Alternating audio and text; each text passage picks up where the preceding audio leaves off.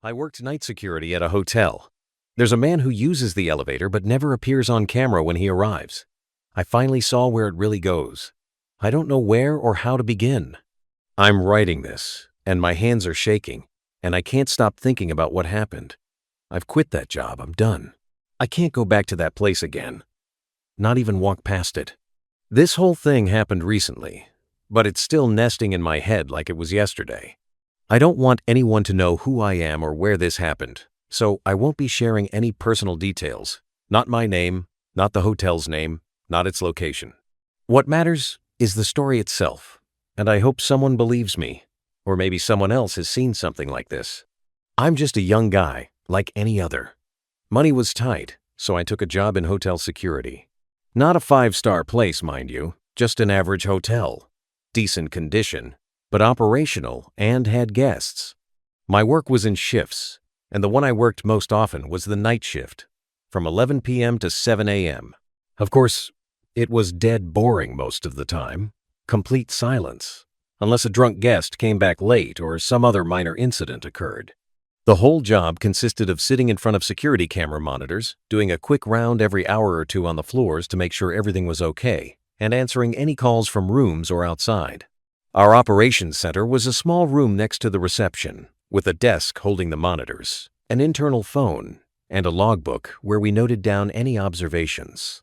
The cameras covered most important areas: the main entrance, reception, the lobby, the corridors on each floor in front of the elevators and rooms, the restaurant, the bar, if there was one, and the garage, if applicable. But there was one very important place, perhaps the crux of this whole story, that had no cameras: inside the elevator itself. The hotel elevator was a bit old, with an inner manual door you had to pull open after the automatic one opened. Its sound going up and down was distinctive. A faint whine and a mechanical groan that made you feel like it was exerting effort. I once asked my direct supervisor why there wasn't a camera inside the elevator, especially since it's a place where anything could happen. He replied coolly, telling me the hotel owner considered it an unnecessary expense and, who's going to do anything inside an elevator anyway? Strange logic, obviously, but what could I do? I was just an employee collecting my paycheck. Maybe if there had been a camera inside, things would have been different, or maybe I would have officially lost my mind much sooner. Anyway, I started noticing this strange thing maybe 2 or 3 months into the job. Like I said, the night shift is boring, so you become hyper-focused on any movement on the screens or any weird sound you hear. The first time I noticed this man, it seemed completely normal at first. I saw him on the lobby camera entering through the main hotel door, walking normally, looking ordinary, dressed very normally, slacks and a shirt, neither too fancy nor shabby. A man in his 40s or early 50s, thinning black hair, very unremarkable features you wouldn't remember if you met him again. He headed towards the elevator, pressed the button, waited for the elevator to come down. It was on an upper floor, and when the door opened, he went in, and the door closed. All very normal. As usual, I glanced at the elevator monitor screen to see which floor he was going to, just so I'd know if anything happened. The elevator lit up the number for the 4th floor. Okay. I waited a few seconds. Normally, when it reaches the 4th floor, the camera in the 4th floor corridor should capture him exiting the elevator. But strangely, the 4th floor camera didn't show anyone exiting the elevator. The elevator arrived. The door opened and closed. We see this from the elevator light reflecting in the corridor, but no one came out. I thought maybe I'd zoned out for a second and missed it, or maybe the camera had a blind spot right at the door, even though the camera covered the entire corridor in front of the elevator. I rewound the lobby camera recording. Yes, there's the man entering the elevator. I rewound the 4th floor camera recording. The elevator arrived, opened, closed, and nobody exited. Okay, maybe he went down again quickly before I saw. I checked the elevator movement log. It showed it went down to the 2nd floor shortly after. I looked at the 2nd floor camera. Nobody exited there either. The elevator continued down and stopped in the lobby again. So where was this man? Not exit on any floor? At first, I thought maybe I was imagining things. Maybe I was tired. Maybe there was a glitch in the camera system. I let it go. But 2 or 3 days later, the exact same scenario. The same man, or someone who looked incredibly similar. As I said, his features were very generic, didn't stick in the mind. Enters from the lobby, gets into the elevator, selects a floor, once the fifth, another time the third. The elevator goes up, reaches the floor, the door opens and closes, and nobody exits on the corridor camera. This is when I started to get seriously worried. This wasn't normal. I began to focus on this man whenever he appeared. I noticed something even stranger. The timing of his appearances and disappearances made no logical sense at all. For example, I'd see him entering the hotel at 1 a.m., get into the elevator, and supposedly go up to the 6th floor. The elevator arrives, nobody exits. Then, exactly 2 minutes later, I see him exiting the elevator in the lobby. The elevator indicator still showed it was on the 6th floor. There was no recorded movement of the elevator descending. It was as if he entered the elevator in the lobby and exited it in the lobby 2 minutes later.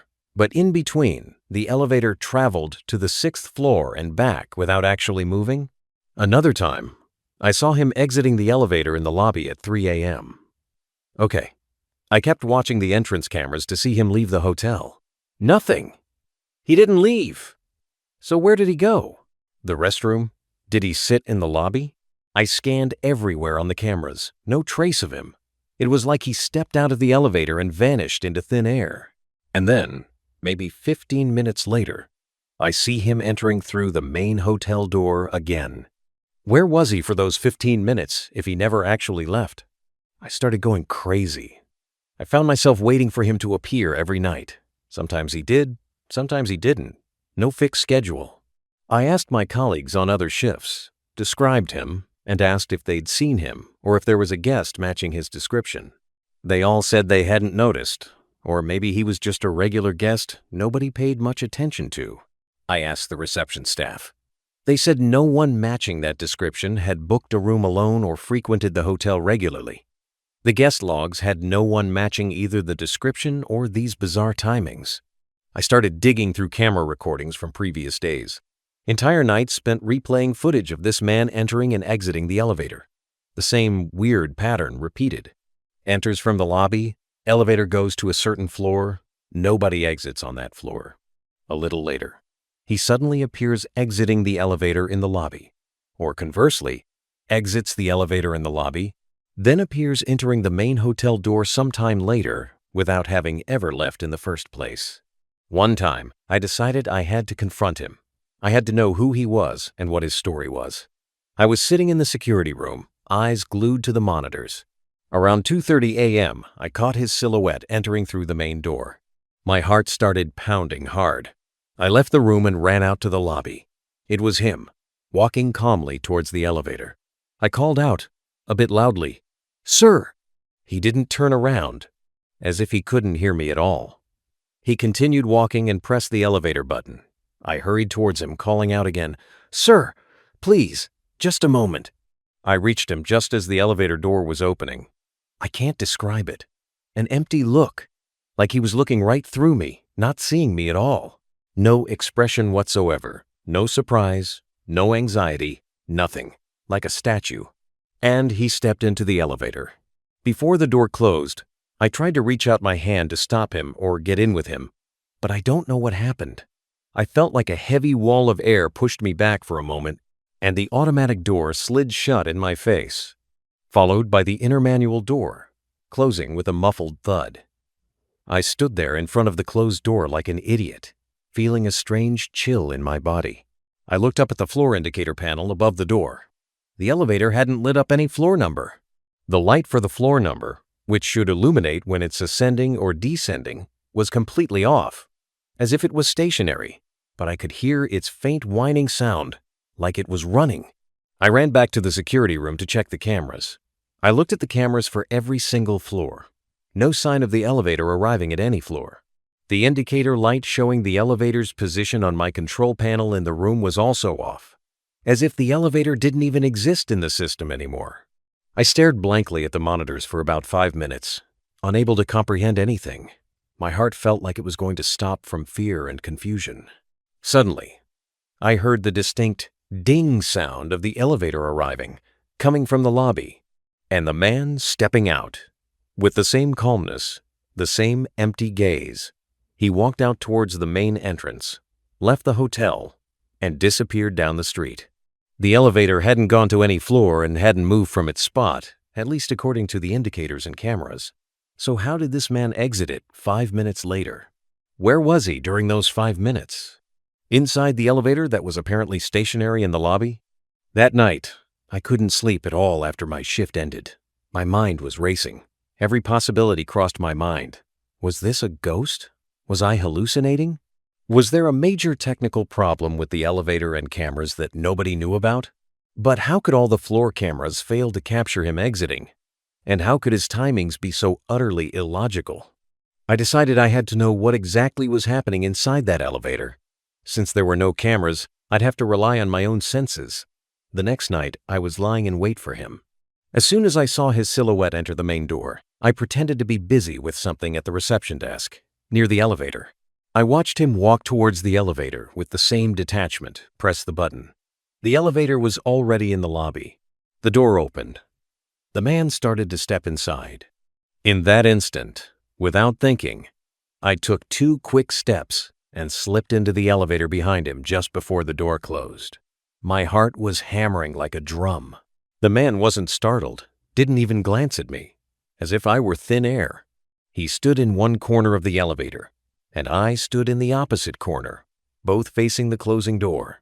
The automatic door slid shut, followed by the inner door. The elevator grew dimmer.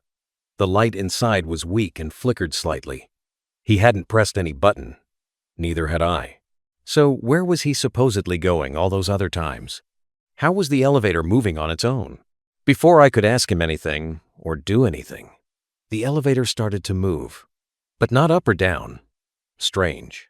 Like the elevator was sliding sideways or rotating slowly on its axis, accompanied by a louder whine than usual and a weird metallic grinding sound. The light inside the elevator began to flicker violently, growing dimmer still. I looked at the man standing in the corner. He was still standing with the same stillness, staring straight ahead with that empty gaze. "Who are you?"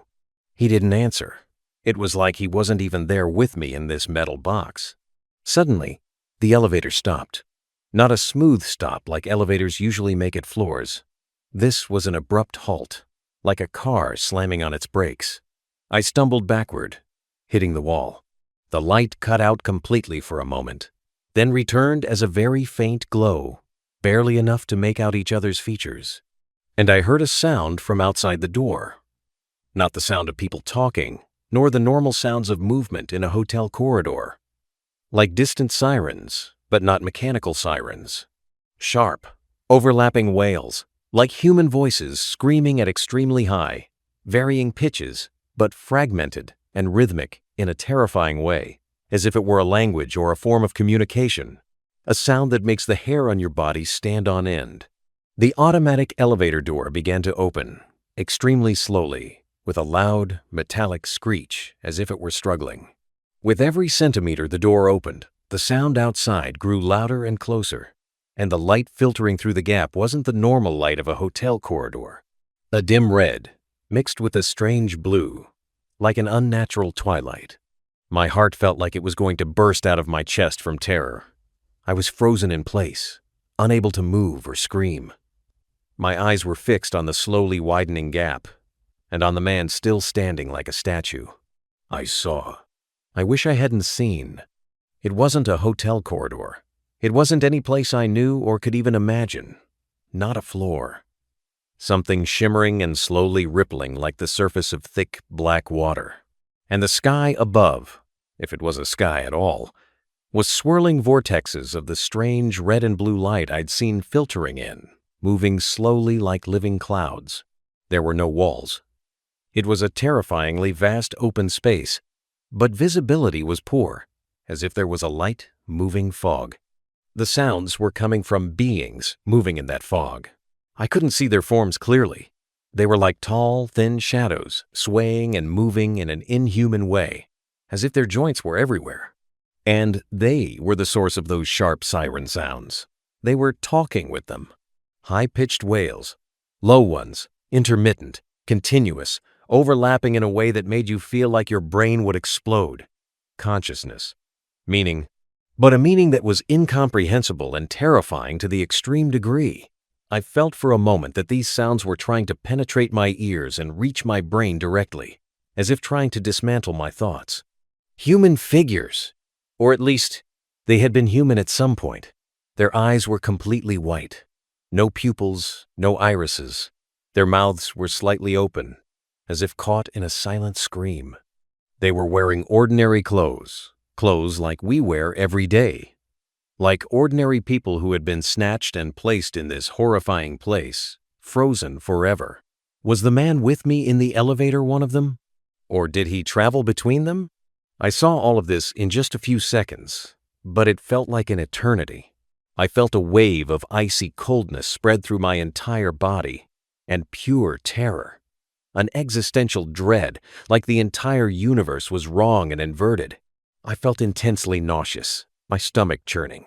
Suddenly, as quickly as it had opened, the door began to close again, with that terrifying screeching sound. The sounds and the sight started to fade gradually as the door closed. And the man with me, completely unaffected, still standing in his spot, with the same cold indifference. The door closed completely. The weak, flickering light returned to its already dim normality. The whining and grinding sound started again, and I felt the elevator move again in that strange way, as if returning to its place. I remained leaning against the wall, my whole body trembling, unable to stand properly. I looked at the man, then at the closed door, unable to process what I had seen and heard. This wasn't a hallucination. It was real, terrifyingly real. After about a minute or less, the elevator stopped, normally this time, and I heard the usual ding of arrival at the ground floor, lobby. The inner door opened, followed by the automatic door. Everything returned to normal as if nothing had happened. The man who had been with me stepped out of the elevator calmly, walked towards the main entrance in the same manner, exited, and disappeared down the street. I remained standing inside that damned elevator for about another minute, unable to move. My body was rigid, my mind screaming.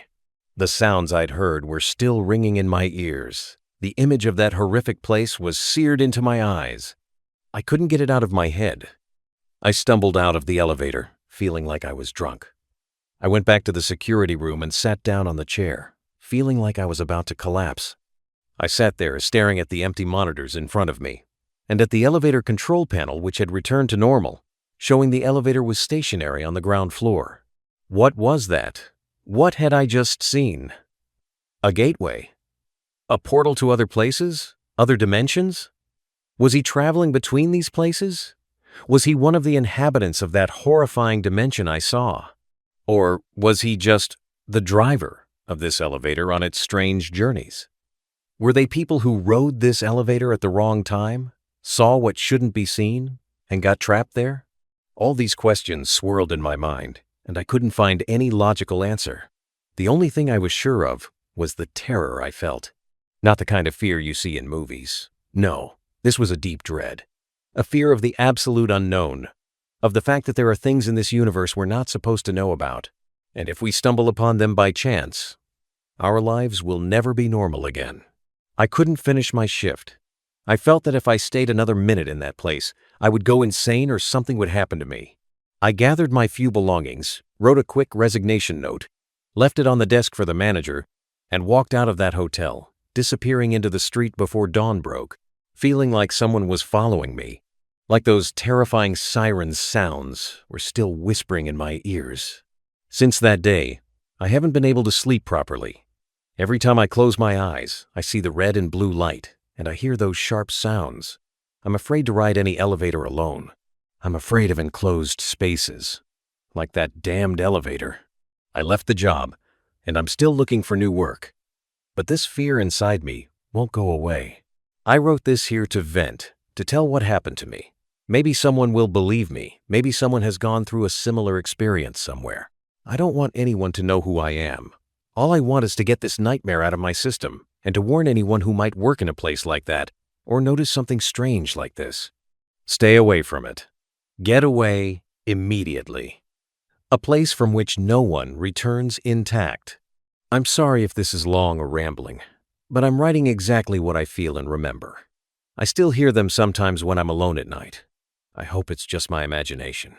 I really hope so. I was 16 and had family down in Alabama.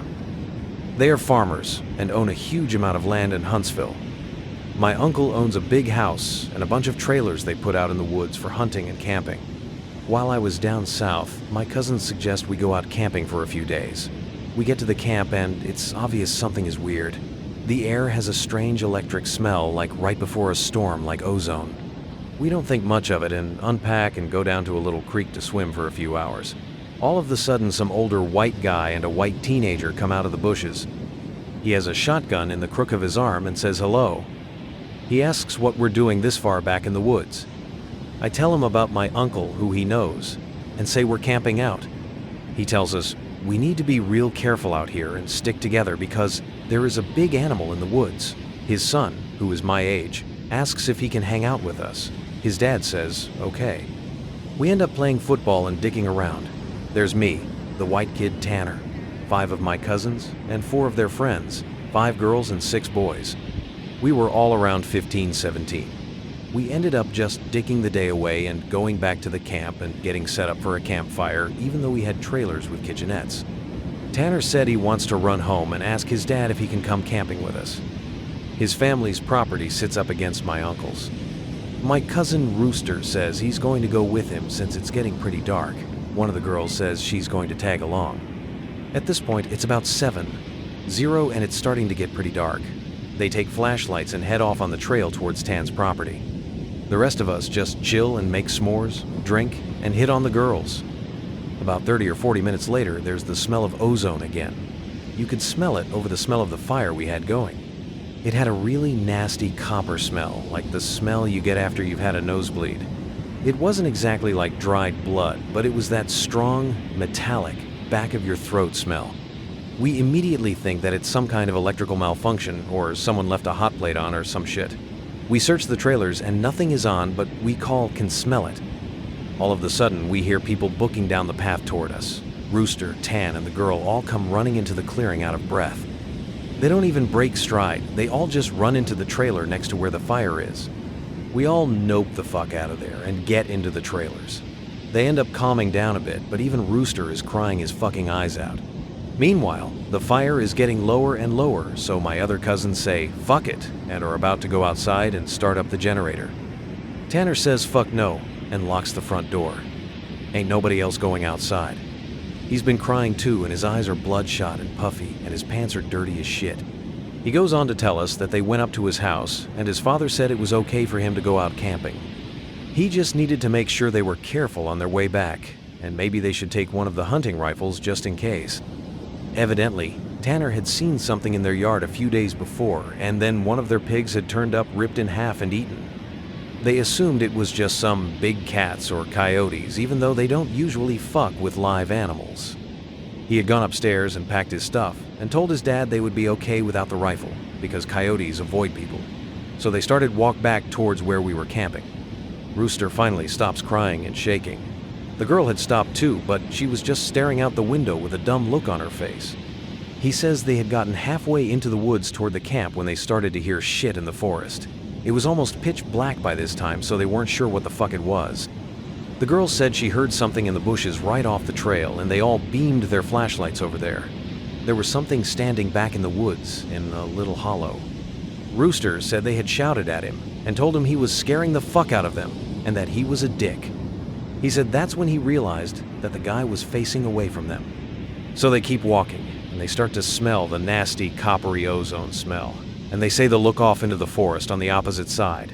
And it's a dude standing in the forest backwards, but this time he's slightly closer to the path. So now they start power walking, and Tan keeps saying he should have taken the fucking rifle. As they're telling the story, the smell is still super strong even inside the trailer. They say, after they started walking faster, that a kind of low gibbering had started coming from out of both sides of the woods. They started booking it back to the trailer. The girl said she flashed her flashlight out into the woods to the side of the trail and had seen something jerking itself through the forest, and the gibbering got louder and louder. When they could see the light from the campfire, something had come out of the woods and about 40 yards behind them onto the trail, so they just flat out ran as hard as they could to the trailer. So we're out in the fucking woods, and at this point we're assuming it's some rednecks or some shit trying to fuck with us. All of a sudden, my other cousin Junior starts going on about how he went to school with a Native American kid that was telling him about Goatman or some shit. We promptly tell him to shut the fuck up because the last thing we need is some spooky story at this point. But he keeps going on and on about how it's the fucking Goatman and how we're in his woods and blah blah blah. Now, at the time, I had never heard of Goatman or any of that.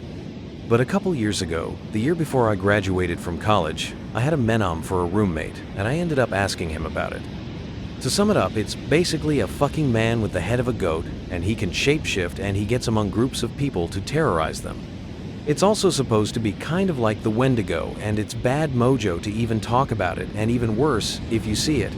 Keep in mind, I didn't know this back when I was 16. So my cousin is going, the Goatman is gonna get in and fucking get us. The girls are all terrified, and my cousins and I are all fucking trying to figure out if it's just some hillbillies or if it's some animal. So all of a sudden, the smell just goes away. Like to this day, I haven't experienced anything like it. Usually smells fade away or become faint, but this was literally there 1 second and just gone the next second. So after an hour, making it around 9 or 10, we've stopped shitting bricks enough to go back outside and stoke the fire again. We figure it was just some assholes trying to fuck with us so we don't go back home. We think that if we do, they'll just chase us through the woods or some shit. Nothing else weird happens that night, and we stay another night. For the main part of the night, nothing happens. At about 1 in the morning, we're outside getting drunk and telling ghost stories. As someone finishes a spooky story, I don't remember what it was about. The smell comes back, and it is so fucking strong that one of the girls literally starts vomiting. I stand up, and you can actually feel how clammy TH air is, and I say we should get inside. This isn't right. We should have just fucking left. We all go back inside and we're standing around. My cousin keeps going on about how it's the Goatman. My cousin Rooster tries to shut him the fuck up. All the while, I'm just feeling that something is wrong and I can't figure out what the fuck it is. We end up sitting in there for a while, and the smell is just as strong. We're terrified and all huddled in this camper. We end up cooking brats for everybody because no one wants to go outside. It's on of those packs with 4 brats in it, and we have a total of 3 packs. I grill them up on the stove and give everybody a hot dog. I get mine. After a while, one of my cousins gets up and goes over to the stove to get another one. He starts grumbling about how the fuck do I get 2 and everyone else only got 1. I look at him like he's fucking stupid. I tell him that everybody only got 1 because there were only 12 brats. If he wants more, he should open up a new pack and cook some more. That's when the girl that had been with Rooster and Tan just starts screaming, "Oh Jesus, oh Lord, get out!" She's crying and shivering, and it dawns on my cousin who was standing up what the fuck was wrong. Me and him both glance around the room, and then I feel my heart fucking sink. I run the fuck out of the cabin, and the girl runs out with us. The trailer door bangs against the side of the trailer as everybody books it out of there. One of my cousin's friends asks us what the fuck was wrong. I start counting us, and there is only 11 now. I shit you not, my cousin verified. There had been 12 people in the trailer. Being that everybody didn't really know each other well, nobody had really noticed the whole fucking time that there was an extra person. Then I realized earlier that I had kind of noticed something was off. You know how you are just dicking around, having a good time, you don't sweat the small shit? You don't always keep track of certain stuff, but now I'm dead sure that someone else had been in the trailer with us and that they had been there for at least a fucking day eating with us. What makes it worse is I couldn't figure out which one because I don't think anyone ever actually interacted with the other person thing. The girl keeps praying to Jesus and we're all sitting outside. Eventually, we get big-ass sticks and go back inside the trailer and there's nobody there. We count again and there's 11 people. Everyone gets in the trailer and lock the door. We explain what the fuck happened, and the girl says that she realized it too, and when she was about to say something, the person sitting next to her had grabbed her leg hard and leaned over and said something she couldn't understand. So we are pretty much scared as fuck, and we huddle together. I fall asleep. When I wake up, the sun is just coming up, and half the people are asleep, and the other half are packing our shit up. We want to walk back home, but like 4 people want to stay until the sun is all the way up. Some of the people think that we're just fucking around and still want to stay at the trailers. I just want to get the fuck out of the woods. The girl's name is Kira, the one that the goat man had touched. Anyway, I asked her if she really thinks it was something bad, and she says she just wants to go home and doesn't want to stay out in the woods for another night. So we decide to split people up, and the 4 that want to go can go, and that I have to stay because I have the keys to the trailers, and since it's my uncle's, I have to lock up. I'm super pissed at this point, because I feel like people aren't taking this shit seriously, and I definitely don't want to be out in the woods for another night. So I spend the rest of the day trying to convince the rest of the people, 4 guys and 4 girls, that we need to get the fuck out of Dodge. Tanner leaves with the other group to go get a rifle and says he's going to be back. So there are just 7 of us left at this point, and it's about 4-0. At around 5, he hasn't made it back yet, and we're getting extremely fucking antsy, and the only reason I stopped begging them to go back was because he went to get a gun. At about 5:30 or so, when my cousin that did stay says that girl Kira is outside. We all look outside, and sure enough, she's standing by the fire pit with her back to the cabin. I'm thinking to myself, she was so fucking scared, why the hell would she come back? And then I get this nasty feeling in my gut.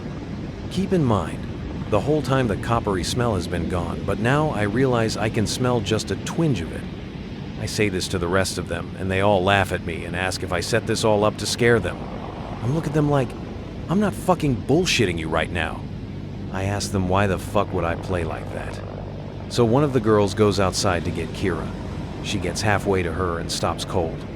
Kira starts heaving. I don't know how the fuck to describe it. Convulsing? Sort of like if someone with their back turned was laughing without actually making any sound. And it was the fact that I thought this that made me realize there was not a fucking sound in the whole woods. It was dead silent. This was late September, so usually you could hear big-ass geese honking or kind or birds or squirrels chattering. So I step out the door and tell her to come back in the fucking trailer right goddamn now. She backs up a little bit towards the trailer, and we lock the fucking door and pull down all of the shades except one. We put someone in a chair to keep an eye on her. She stands there for another 20 minutes or so, then the guy turns to say that she's still there. Then there's a huge fucking bang on the door. We all jump the fuck up and scramble around the living room of the trailer. The banging is super fucking loud. So now my cousin is holding one of the girls, and the other 2 are kind of giggling with nervous laughter. Me and the other 2 guys are shitting bricks. Then we hear Tan. He's screaming, "Let me the fucking stop fucking playing." So we go over to the door and open it, and he stumbles in with a rifle. There's nobody else outside. Evidently he had walked up to the campsite.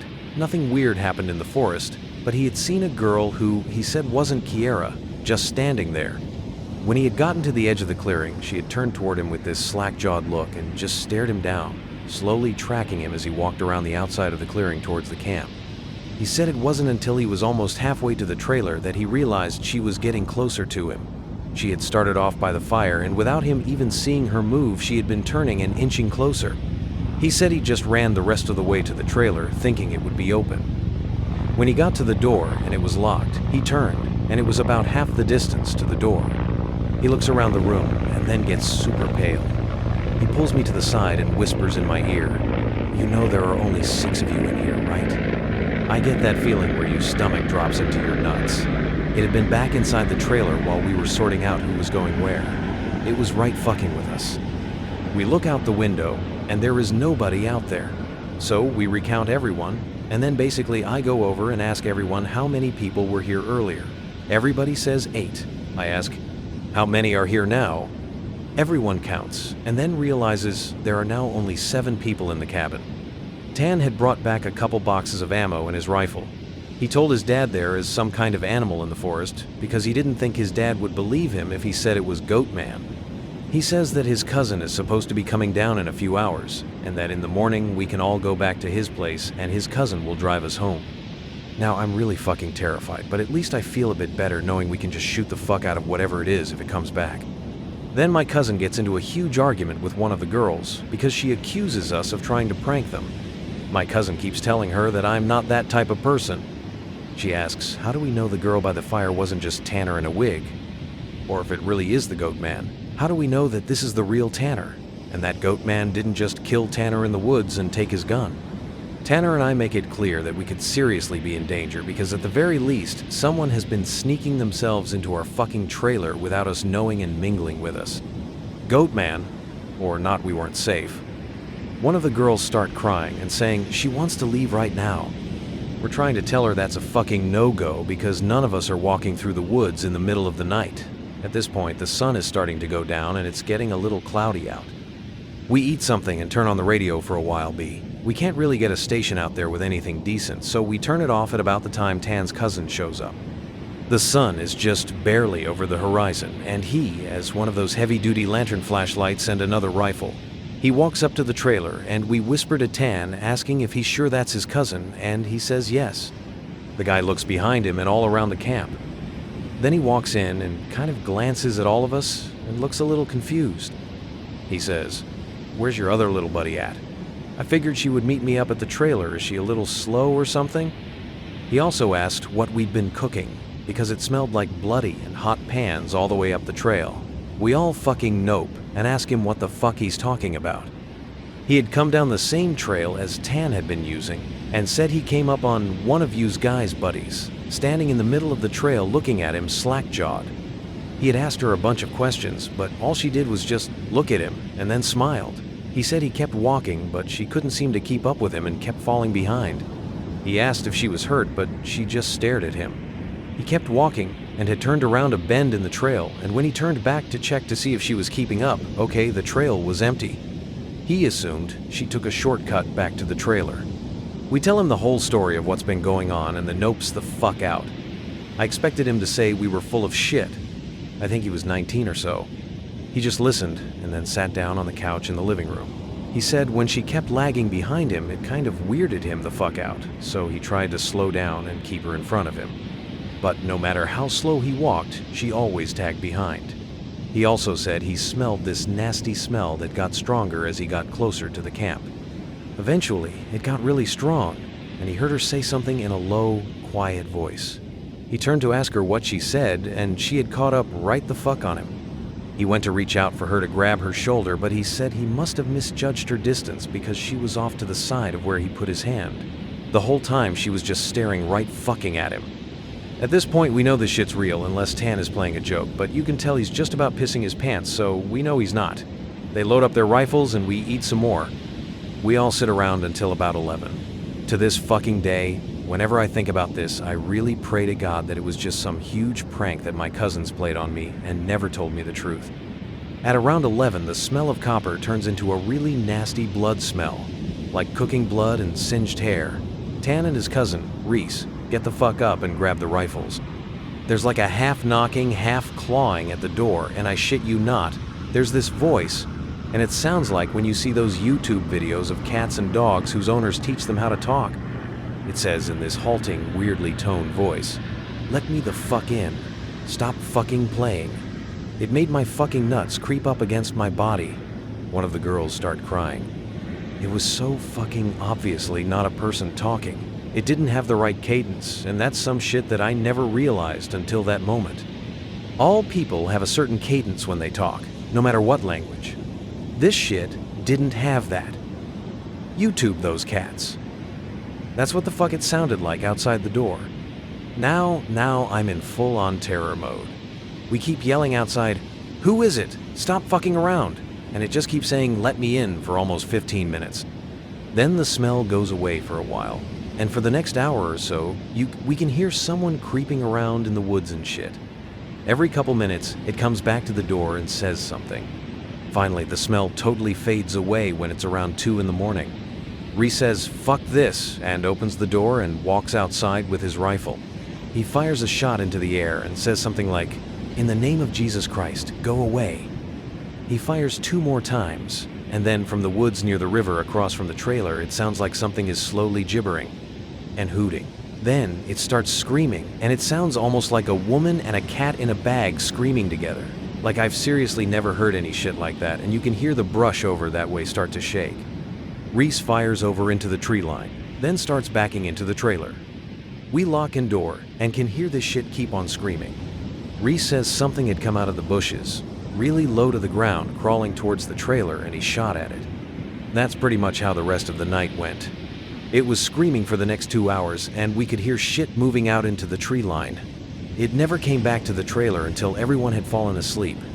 Tan had been sitting in the chair watching the door with his rifle, and nobody else heard or saw this. He told me 2 days later, after the whole thing was over. He said he had been nodding off after the screaming had stopped. He was almost asleep when he saw someone come out of the bathroom and then lay down in the middle of the floor and go to sleep. He just assumed it was one of us, and he nodded off. Then he said he kind of realized something was wrong, and while pretending to sleep, he counted us. There were 9 people in the trailer. He didn't want to try and shoot the fucking thing in the cabin and have it kill us all then and there, or have Reese wake up and start shooting everything in sight. So he just stayed awake all night pretending to sleep. He said sometimes it would stand up and kind of do this weird jittery thing, or heave like it was laughing. Then it would just lay back down. So this story closes pretty weak, because from my perspective, nothing else happened. We woke up, and I noticed Tan was a little jittery and was avoiding looking at all of us. But we ate some breakfast, packed up, and started walking to his house. He stayed last in the cabin and said he'd lock up and bring me my uncle's keys. He said to just start walking, and he'd catch up. We got a little bit up the path, and then he came running up, and we just jogged back to his house, and his cousin took us home. There was a window in the bathroom. When Tan had gone back to lock up, he said that we had been too stupid to lock the window, and it didn't have a screen on it. The window was fucking up when he went in there. I'm guessing it had been doing that all along. It waited for us to fall asleep or slip up and then get in among us. Tan told me it walked with us all the way back to his fucking house. Then it lagged to the back of the group, looked him dead in the eyes, and walked into the woods. I went cave exploring with my friend. We found something that wasn't supposed to be there. I don't want sympathy. I just want someone to tell me I'm not crazy. I've run through every explanation, exhaustion, hallucination, gas exposure, but nothing adds up. I know what I saw in that cave. I know what we heard. And more importantly, what we felt. You can say I'm mistaken. That's fine. Just don't tell me it wasn't real. It was my friend Zoe's idea. She's always had a reckless streak urban exploring, off-trail hiking, night diving. I usually talk her down, but this time, I don't know. Something about the way she described the cave made me curious. It's not even on any of the maps, she'd said. A guy on the geology forum posted coordinates before his account went dead. I should have said no. We left early, just 2 backpacks, headlamps, spare batteries, and a rope line. No cell signal where we were going. The cave entrance was narrow, more of a seam in the rock than a mouth. You had to slide in sideways between slabs of limestone to even reach the chamber. The inside was colder than it should have been. Still air, like nothing moved in or out. Zoe made a joke about ancient burial grounds. I didn't laugh. There was a dampness to the walls like sweat, not moisture. The rock was wrong too. It looked like it had been scored with something. Thin, deep gouges, inconsistent in pattern. Not pickaxe marks. Not natural erosion. It looked deliberate. We went deeper. The light from the surface was long gone, and all we had was the thin white cone of our headlamps. The passage narrowed, then opened into a wide chamber. I remember thinking the ceiling looked too high for how far we'd gone down, like we were standing in a space that shouldn't exist. Zoe moved ahead of me, scanning the walls. That's when we found it. A bundle of bones tied with what looked like human hair, hanging from the ceiling by a crude length of sinew. No carvings, no symbols, just a mass of bones, gently swaying. Ugh. She didn't respond right away. When she finally did, her voice was hollow. Photos? She hadn't mentioned any pictures before. I didn't ask. I was too focused on the smell that was suddenly thick in the air like meat left in the sun, but sweeter. That's when I heard it. Something scraping stone. Not close, not far. Somewhere in that massive, impossible chamber with us. I turned, and for a second, I thought I saw something move. Long and thin, almost like a shadow peeled away from the wall and slipped out of sight.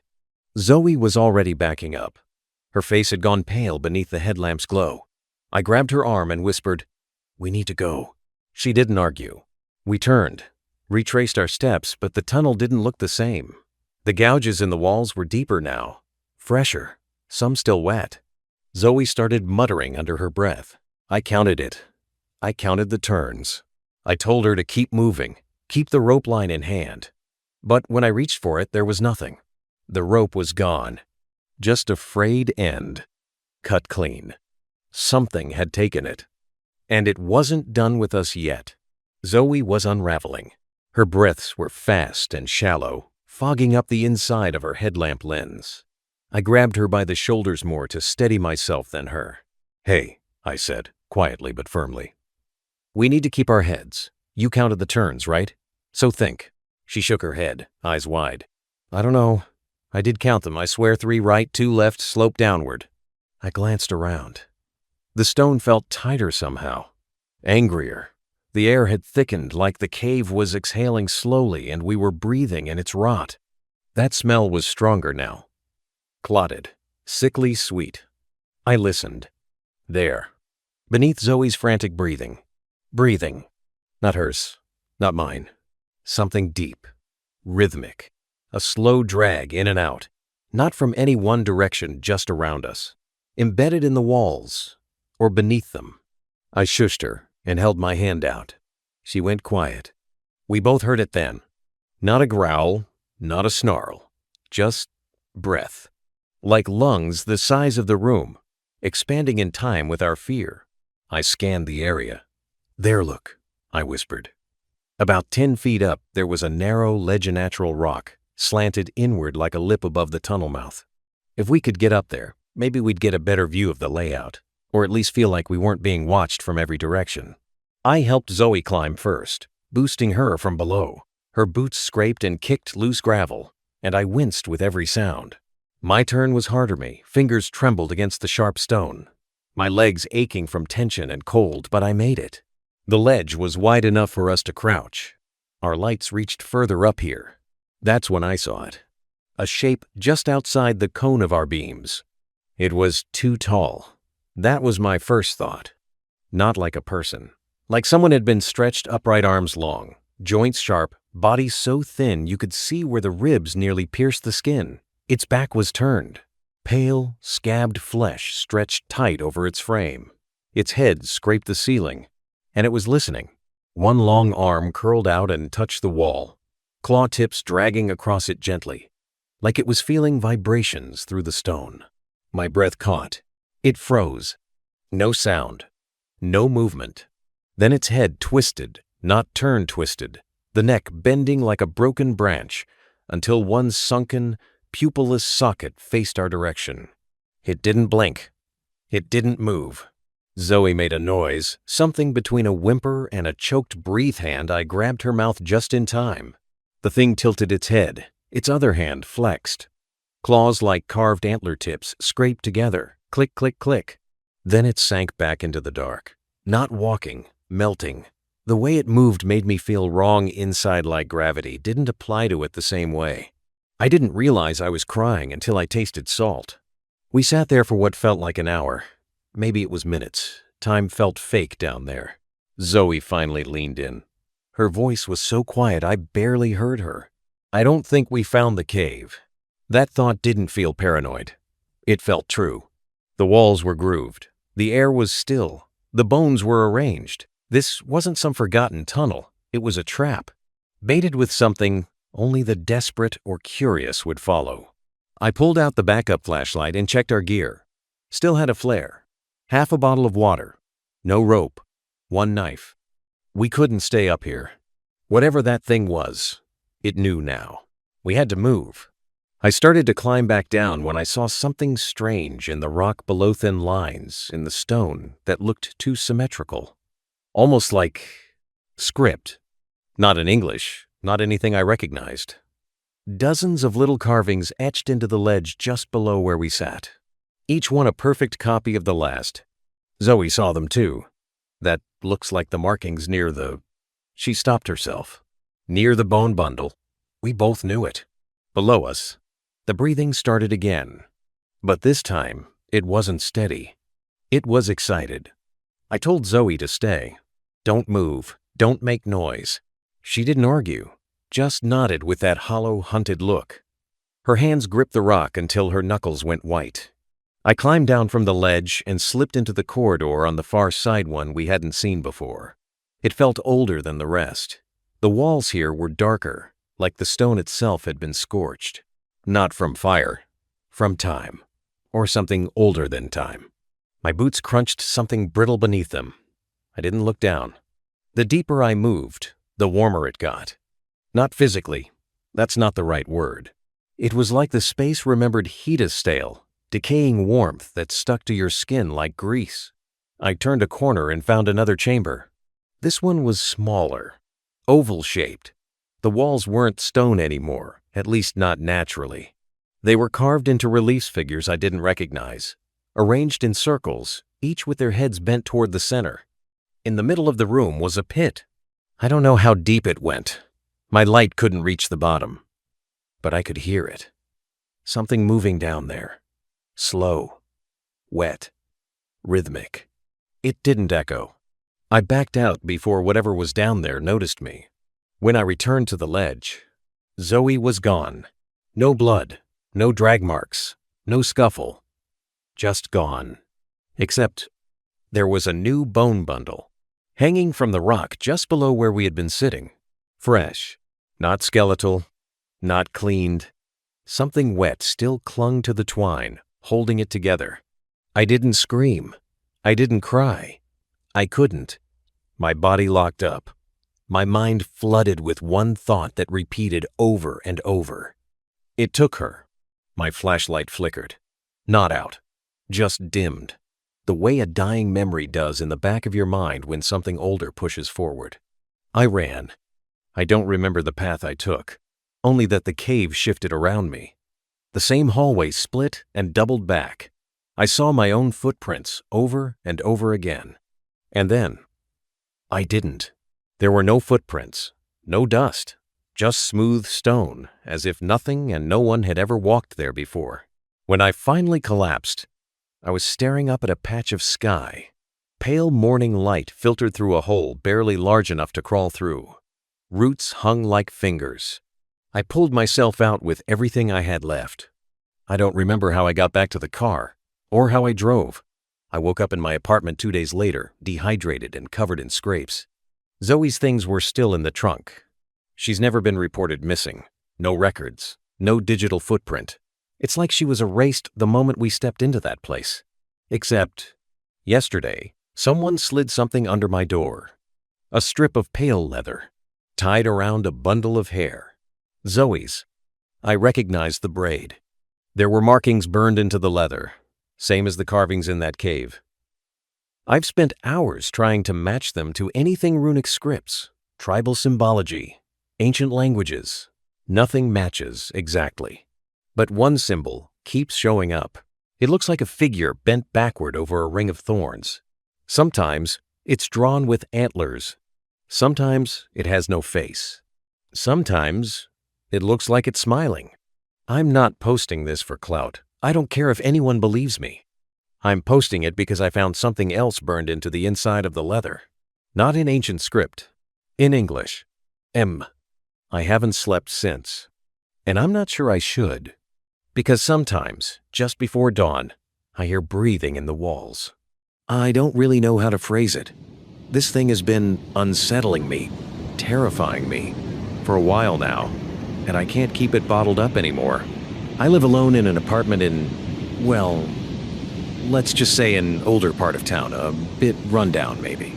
I won't say exactly where because of the rules here, and frankly, because I'm already scared enough. My apartment is on the 3rd floor.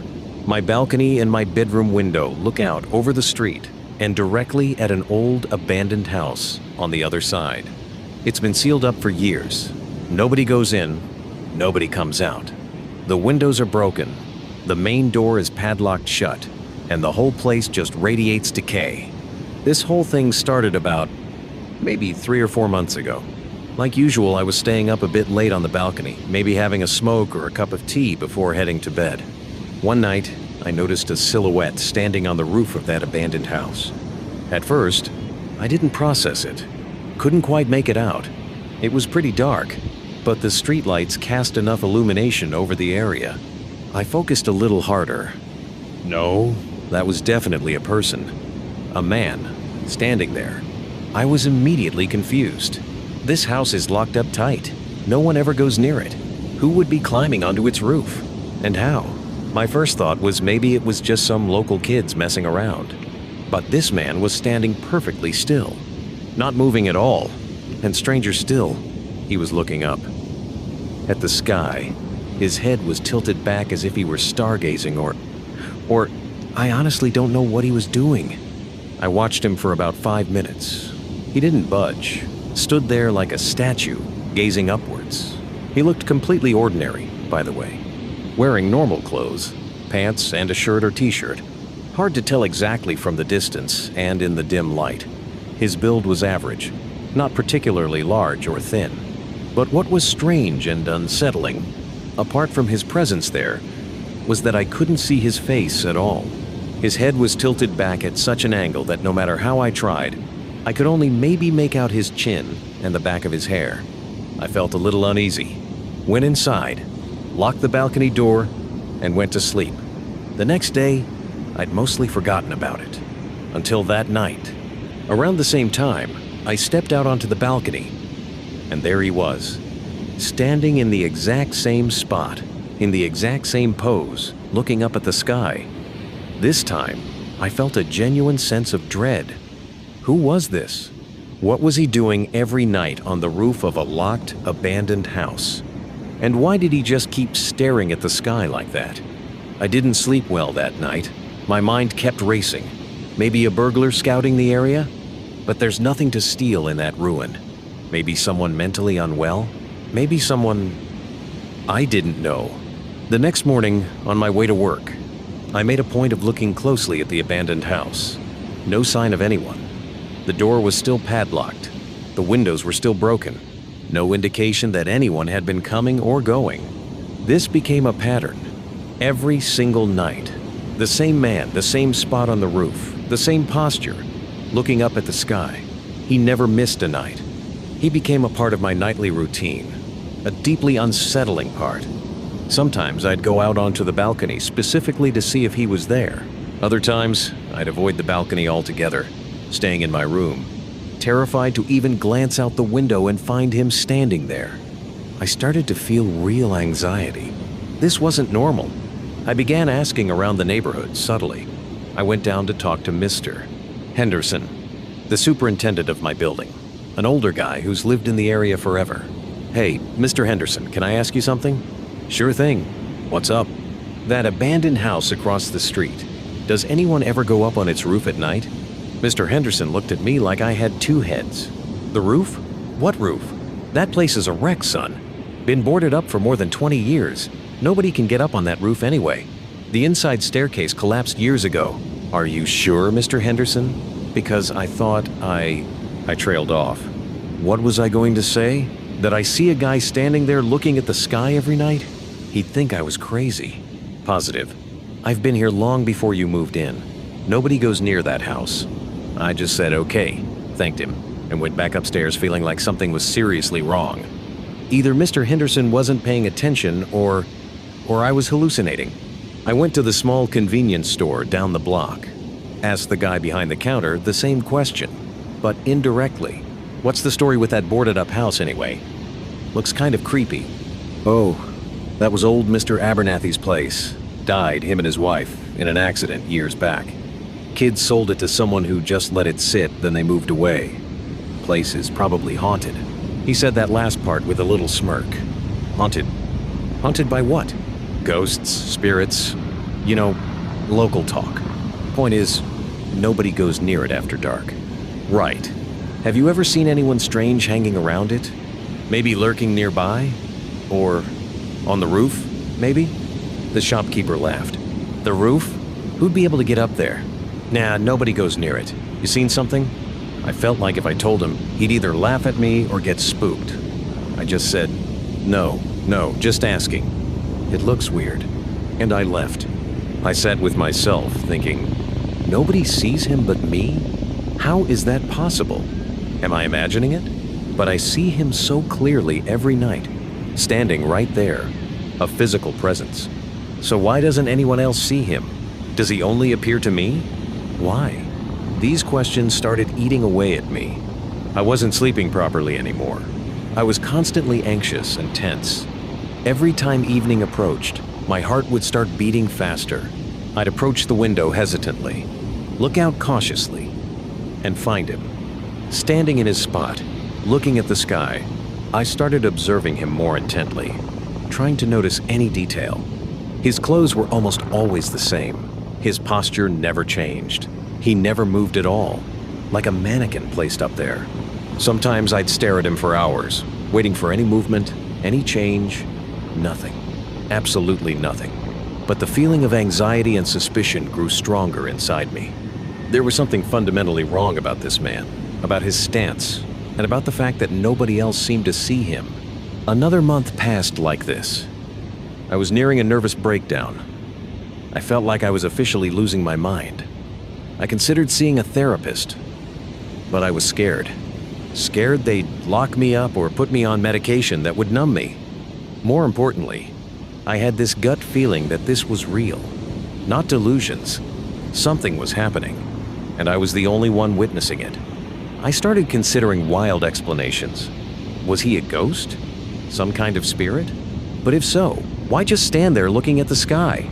The ghosts and spirits you hear about usually try to scare people, harm them, make noises.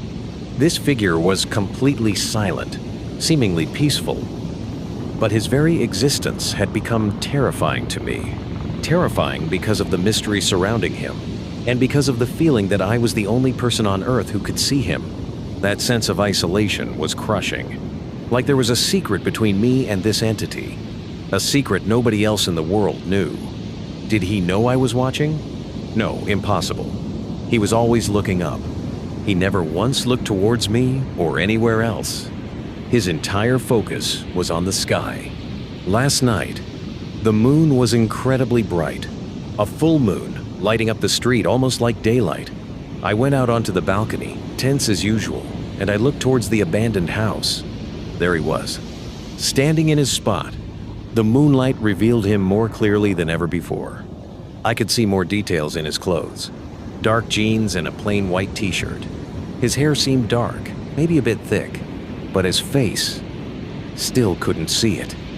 Head tilted sharply upwards. In that moment, I don't know what came over me.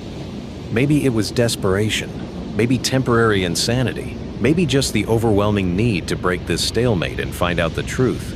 I found myself looking around the balcony. There were a few loose bricks and stones piled in a corner, left over from some old building repairs nobody ever cleared away. The demon of curiosity, or maybe madness, whispered to me. If I threw something near him, would he look? Would he move? Would I finally know if he was real and not just a figment of my stressed out mind? But then, if he was real and nobody else could see him, that was an even bigger problem. But I wasn't thinking logically anymore. I just wanted any reaction, any proof. I bent down, picked up a smallish stone, about the size of my fist. My heart was pounding like a drum against my ribs. My hand was shaking. I looked at him again, still standing there, looking at the sky, lost in his celestial contemplation. I took a deep breath, raised my arm, and threw the stone. I wasn't trying to hit him, of course. I aimed it so it would land on the roof beside him, just to make a sound, hoping he'd turn. I watched the stone arc through the moonlit air, like it was moving in slow motion.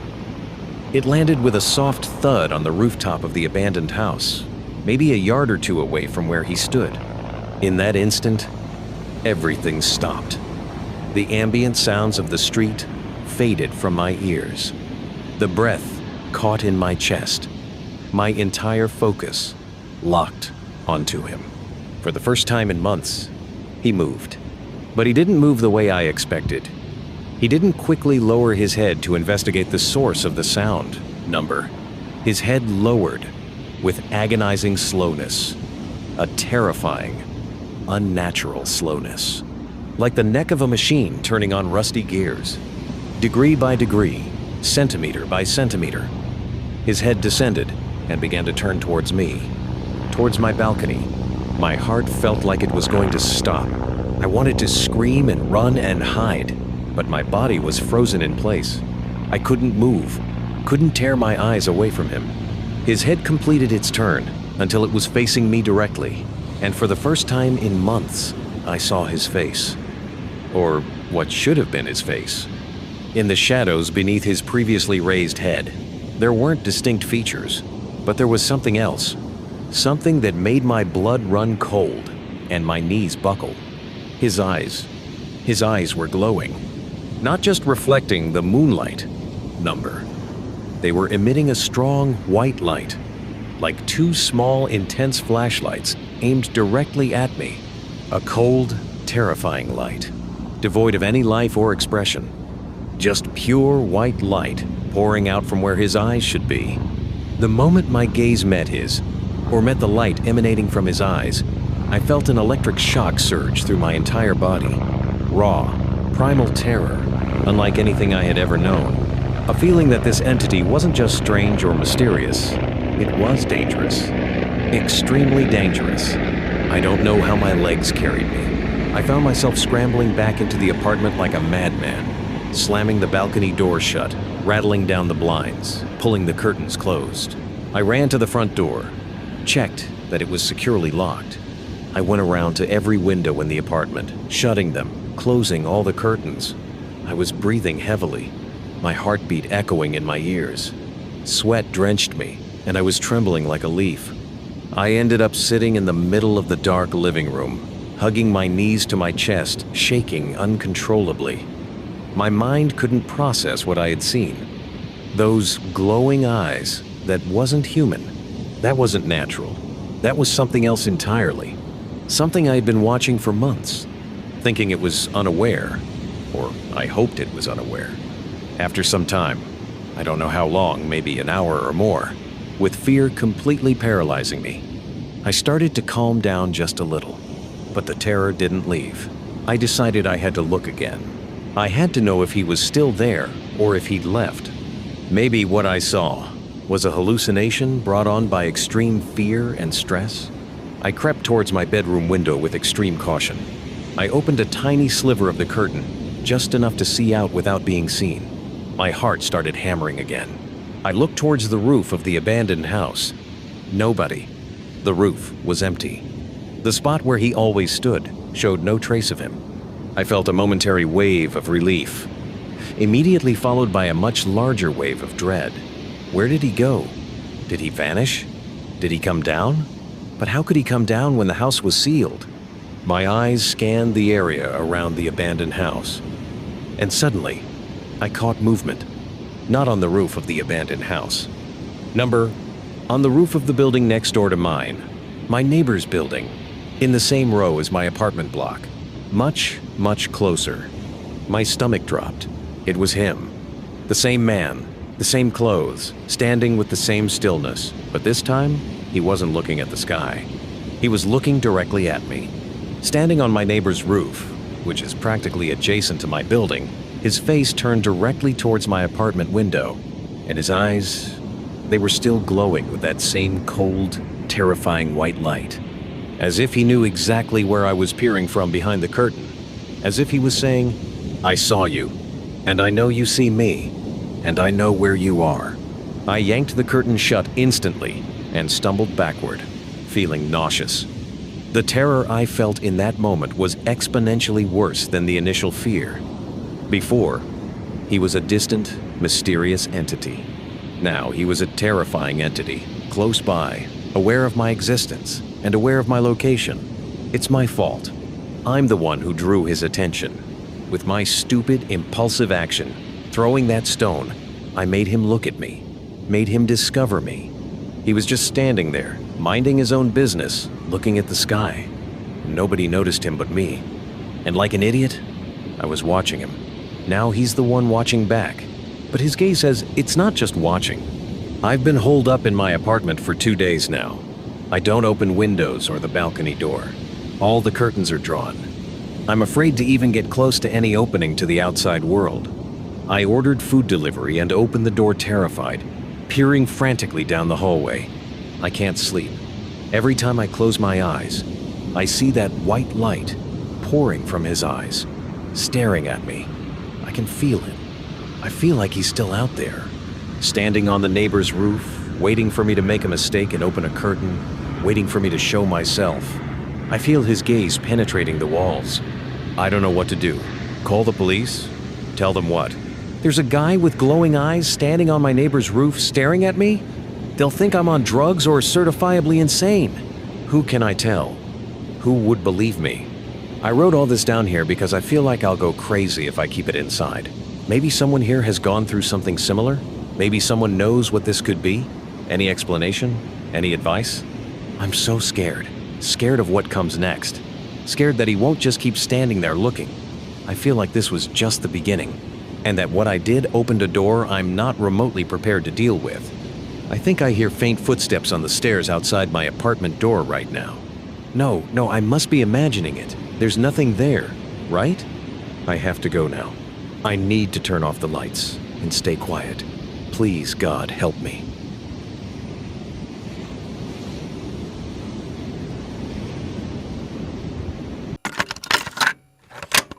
I won't tell you where to look, unless you want something terrifying to look back at you. When I first spotted the house in 2012, however, it wasn't disturbing, it was curious, like me. I don't remember why I was absent-mindedly scrolling across that British village, sparsely populated and near nondescript. What I do remember is the reason I stopped on a particular garden behind a detached house, which stood adjacent to a few vast acres of farmland. A long, T-shaped shadow was painting the lawn. It looked, to my eyes, like an oversized scarecrow. For the sake of visibility, most satellite images are snapped when the sun is at its highest, meaning shadows are at their shortest. You'll rarely see people walking out and about, and even if you do, their shades won't give them away. It couldn't have been a person standing with arms outstretched. Then again, something about my scarecrow hypothesis didn't sit well either. In any case, I was a teenager at the time, and my interests were fickle. I forgot about the whole thing for years. But in 2016, my friend and I were talking about the many unanswered internet mysteries floating around, and I recalled that very personal mystery of my own from 4 years later. I showed my friend the house on Google Maps, and it was even curiouser than the first time. There were two T-shaped shades. The original was as long as ever, and the new one was half the height of the first. Oliver admitted that those were very odd shadows and questioned why the homeowner would need scarecrows since it was just a residential house and not part of the nearby farmland. I don't remember how I responded. The conversation took a detour into something else thanks to the liquor incapacitating my thought processes. It wasn't until 2019 that my friend brought up the intriguing house again, so we Googled it once more. And again, the garden had changed. The second shadow had grown to the height of the first shadow. Something about the oddness of it all left me, for the first time in 7 years, quite afraid. I saw in his wide eyes that Oliver felt the same. He quickly played off his discomfort, but I noted his momentary lapse of cool. Headedness noted the hesitation which had preceded his stilted, unnatural laugh. I just didn't quite understand why we were both so afraid of two shadows. He said that the baby scarecrow was all grown up. I didn't respond. 30 seconds later, Oliver held up his phone, displaying Google Maps, and stated that it was 52 minutes away. I clocked the blue line dotting a route from his apartment to the countryside house, nearly an hour away, and I raised an eyebrow, asking if he was serious. Oliver insisted that he was, reminding me that we had been talking about this house for years and questioning if I didn't want to know what was in that back garden. I shook my head, stating that I didn't anymore, and that there was something off about that image. He groaned, pleading with me by saying, "Oh, come on, Jamie," and that he knew it had left an unscratched itch in my brain because he knew me. I said that we were not going to drive across the country to spy on somebody's garden. Oliver replied, shrugging, that he was, and he would love my company. He continued, explaining that there was only so much a bird's eye view revealed, and street view wouldn't let us peek over those obnoxiously tall hedges, so we needed to see the place in person. I feel as though I may have stepped out of my body for an hour or so. let someone else take the reins. For I only realized that I'd been coaxed in to accompany my friend as his car rolled to a stop outside that famous house from Google Maps, no longer seen as a flat roof and garden from a bird's eye view, but as a three-dimensional, horribly real structure. The unassuming red-bricked residence was surrounded by 8-feet-tall hedges, countryside, and silence. There had been other cottages dotted along the winding country lanes, here and there, but they did nothing to cut through the area's oppressive, all-consuming silence. Something about seeing the property in the flesh left my hairs tingling, left me ready to wrangle the steering wheel out of Oliver's grip and take us far away from that tall-walled place. And its hedges prompted an obvious question from my lips. I asked how we were going to peek into this garden unless he had brought stilts. Oliver smiled as he opened the driver's door, so I followed him to the boot of the car. He'd always been more of a show-to-tell bloke. Inside the car's boot was a drone. Please. No. I inwardly groaned. I hated the thought of snooping on a stranger's property with an airborne camera. Then again, scaling the fence and trespassing would have been worse, so I nodded my head, signaling that I'd go along with Oliver's harebrained plan. He quickly took the drone up into the sky, and we watched the live feed on his tablet controller as the white, bladed, plastic insect sailed loudly above the house, rotors blurring against the sky.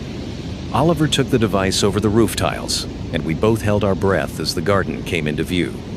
Then we exhaled in harsh, painful gasps of shock at the revealed casters of the long shadows I had seen in photos for 7 years. Not scarecrows at all. 2 humans were tied with thick, well-knotted rope around their wrists and legs to large, wooden crosses perhaps. As much as the thought horrified me, crucifixes. My friend and I did not scream, but instead fell very silent, very still. There is no trauma quite like shock, no horror quite like being frozen to the spot, unable to think, unable to run. And the terror of what we were seeing would only worsen as my friend decided, with unsteady fingers, to fly the drone downwards, taking it closer to the 2 bound people in the garden. One was an adolescent boy, wriggling weakly in restraints as the eyes fixed on the drone filming him from above. He wore a white tee with 5 letters torn through its fabric torn through to the flesh, creating blood-stained letters on his torso. Spawn. I moaned in terror, slumping against the car with teary eyes on Oliver's tablet screen, exclaiming, "Oh God," and that we had to call someone. On the original cross, which I'd seen 9 years earlier, was a woman who barely looked like a woman at all. Her arms and legs poking out of holes in dungarees were nothing more than bundles of straw. Oliver and I finally broke free of our frozen states, beginning to retch as we realized that the captive woman was very much alive, but very much limbless, save for upper arms around which ropes were tightly wrapped. Cut through both her clothing and the skin beneath, in much the same way as the squirming boy beside her, was another blood-written word, whore. Oliver opened his lips, managing only to hiss out a whispery, wordless puff. Before he managed to try again, thunder cracked the air, followed by the live feed cutting out and the sight of the drone plummeting past the far side of the house, landing in the garden. That thunderous sound was one only heard in the true boonies of England. A gunshot. And moments later, my eyes caught the silhouette of a broad, bulky man behind the paper-thin curtains of the house's upstairs window. The drapes parted, then out peeked a double-barreled instrument and a hand reaching for the window's latch. I screamed in fear at Oliver to move. As clambered in the car, the sound of plastic squeaking filled my ears. I didn't have to look up to know what would be pointing at us from that open window. Oliver floored the accelerator, and I half expected his side window to suddenly shatter, expected my best friend's body to collapse in a pool of blood against the steering wheel. However, there came no gunfire. We drove away. Oliver bellowed minutes later, asking what the fuck was happening, spittle and tears and snot flying from his horrified face. I managed only to sob in response. My friend pulled into a petrol station 20 minutes later, and whilst I said that we needed to phone the police, he claimed that we should go back to the house first, that we should be brave. Oliver was worried that the homeowner had chosen not to follow us because he'd needed to dispose of all evidence. Then my friend suggested that we had a limited window in which to go back and record some evidence of what the man had done.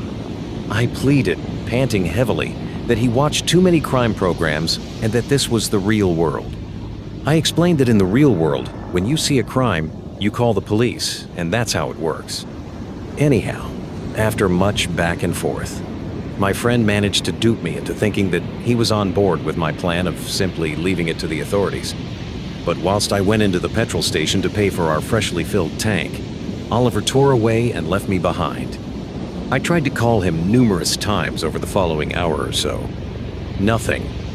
So I rang the police and told them what had happened. To give credit where it's due, the authorities took my claim seriously and searched the homeowner's property.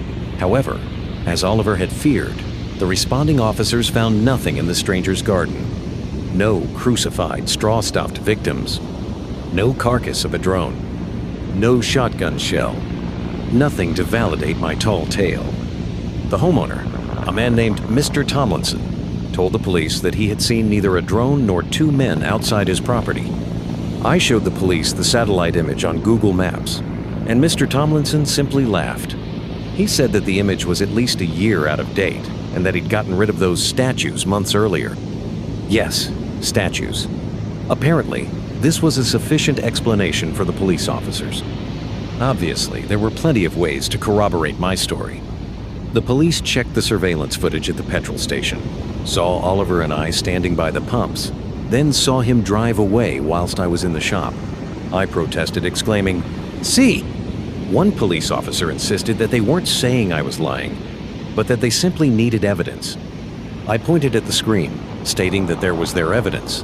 We drove out here together, and now he was gone. One of the officers suggested that this was only a few hours ago, that the two of us were clearly arguing, and that it seemed like my friend just needed to cool off. They promised to look into Oliver's disappearance once the appropriate amount of time had passed. Well, 48 hours later, when he still hadn't shown face, the police took me more seriously. However, days, then weeks, then months went by. No sign of him. And the authorities failed to find any evidence suggesting that Mr. Tomlinson had been keeping people captive in his garden. No evidence of prisoners anywhere on his property. Then came the pandemic, and the world had bigger problems. Nobody believed my story, no matter how many times I talked about the Google Maps image and the drone and what the two of us had seen.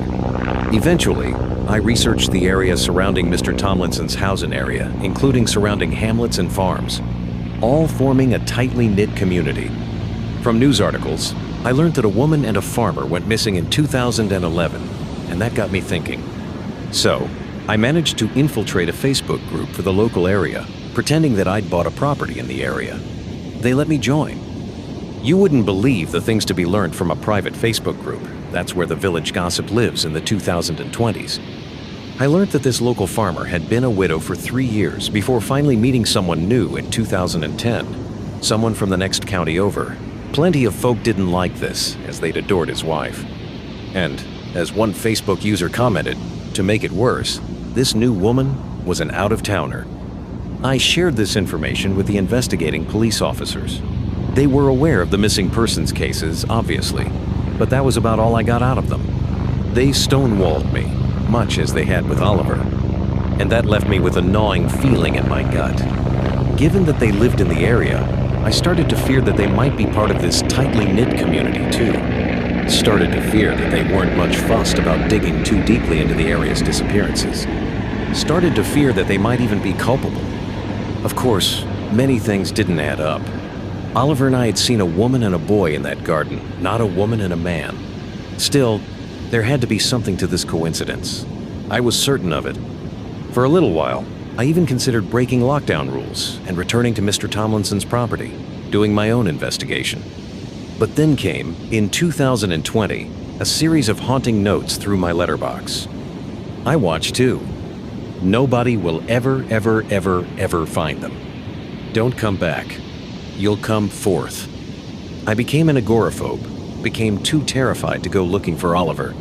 I would have broken lockdown rules for my old friend in a heartbeat, but the possibility of meeting Mr. Tomlinson again, the haunting man who'd nearly killed us from his window, was a nightmare too great to bear.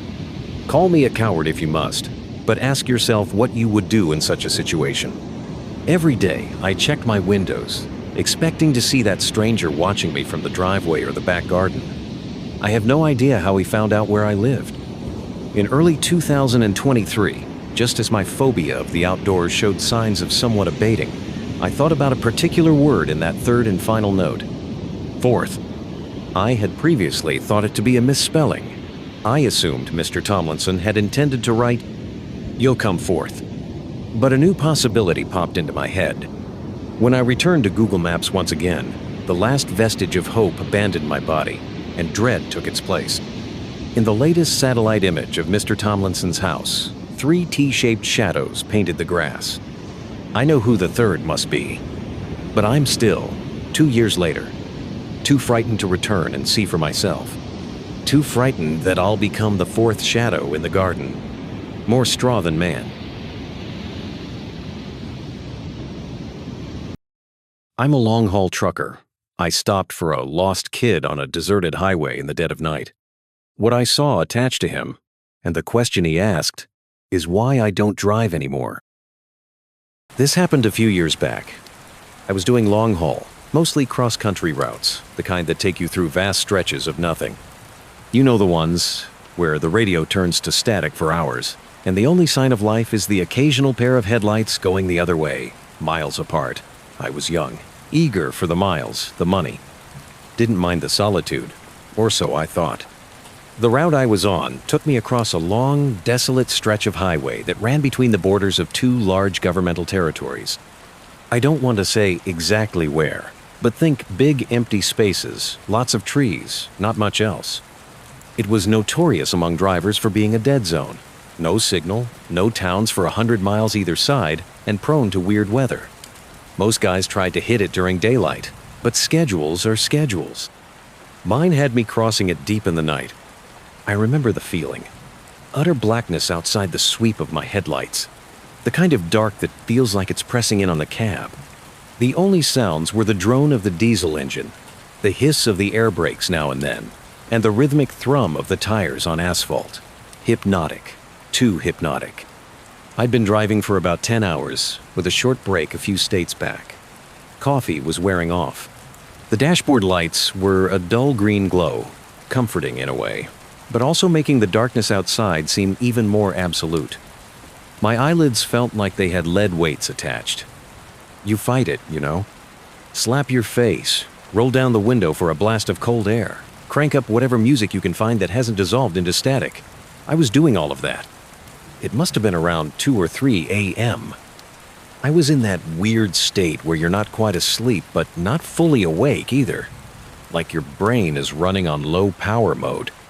The white lines on the road were starting to blur together, stretching and warping. Standard fatigue stuff. I remember blinking hard, trying to refocus. That's when I saw it. Or thought I saw it. Just a flicker at the edge of my headlights, on the right shoulder of the road. Small, low to the ground. For a split second, I registered a shape, vaguely human-like, and then it was gone, swallowed by the darkness as I passed. My first thought? Deer. Or a coyote. Common enough. But it hadn't moved like an animal. It had been upright. My brain, sluggish as it was, tried to process it. Too small for an adult. Too still for an animal startled by a rig. Then the logical part, the part that was still trying to keep me safe on the road, chimed in. You're tired. Seeing things. Happens. And I almost accepted that. I really did. Shook my head. Took a swig of lukewarm water from the bottle beside me. Kept my eyes glued to the road ahead. The image, though, it kind of stuck. A small, upright shape. Like a child. No way, I told myself. Out here, middle of nowhere, middle of the night? Impossible. Kids don't just wander around on interterritorial highways at 3 a.m. It had to be a trick of the light, a bush, my eyes playing games. I've seen weirder things born of exhaustion. Shadows that dance, trees that look like figures. It's part of the job when you're pushing limits. I drove on for maybe another 30 seconds, the image fading, my rational mind starting to win. Just a figment. Then, I glanced at my passenger side mirror. Habit, always checking. And my blood went cold. Not just cold, It felt like it turned to slush. There, illuminated faintly by the red glow of my trailer lights receding into the distance, was the reflection of a small figure, standing on the shoulder of the road, exactly where I'd thought I'd seen something. It wasn't a bush. It wasn't a shadow. It was small, and it was definitely standing there, unmoving as my truck pulled further and further away. My heart started hammering against my ribs. This wasn't fatigue. This was real. There was someone, something, back there, and it looked tiny. Every instinct screamed at me. Danger. Wrong. Keep going. But another voice, the one that makes us human, I suppose, whispered something else. A kid? Alone out here? What if they're hurt? Lost? I fought with myself for a few seconds that stretched into an eternity. The image in the mirror was getting smaller, fainter. If I didn't act now, they'd be lost to the darkness again. God, the thought of leaving a child out there, if that's what it was, against my better judgment, against that primal urge to just floor it, I made a decision. I slowed the rig. The air brakes hissing like angry snakes. Pulled over to the shoulder, the truck groaning in protest. Put on my hazards, their rhythmic flashing cutting into the oppressive blackness. Then, I did what you're never supposed to do with a full trailer on a narrow shoulder. I started to reverse, slowly, carefully, my eyes flicking between the mirrors, trying to keep the trailer straight, trying to relocate that tiny figure. The crunch of gravel under the tires sounded unnaturally loud. It took a minute, maybe two, but it felt like an hour. The red glow of my taillights eventually washed over the spot again, and there it was. A kid. I stopped the truck so my cab was roughly alongside them, maybe 10 feet away. Switched on the high beams, hoping to get a better look, and also to make myself clearly visible as just a truck, not something else. The kid was small, really small. I'd guess maybe 6, 7 years old. Hard to tell in the glare. They were just standing there on the very edge of the gravel shoulder, right where the trees began. The woods pressed in close on this stretch of road. Tall, dark pines and dense undergrowth that looked like a solid black wall just beyond the reach of my lights. The kid wasn't looking at me. They were facing sort of parallel to the road, just walking, slowly. Like they were on a stroll, completely oblivious to the massive 18-wheeler that had just pulled up beside them, engine rumbling, lights blazing. They were wearing what looked like pajamas. Thin, light-colored pajamas. In the chill of the night, no coat, no shoes that I could see. My mind reeled. This was wrong. So many levels of wrong. I killed the engine. The sudden silence was almost deafening, amplifying the crickets, the rustle of leaves in the woods from a breeze I couldn't feel in the cab. My heart was still thumping, a weird mix of fear and adrenaline and a dawning sense of responsibility. I rolled down the window. The night air hit me, cold and damp, carrying the scent of pine and wet earth. "Hey!" I called out. My voice sounded hoarse, too loud in the quiet. "Hey, kid!" No response. They just kept walking, one small, bare foot in front of the other, at a pace that was taking them absolutely nowhere fast.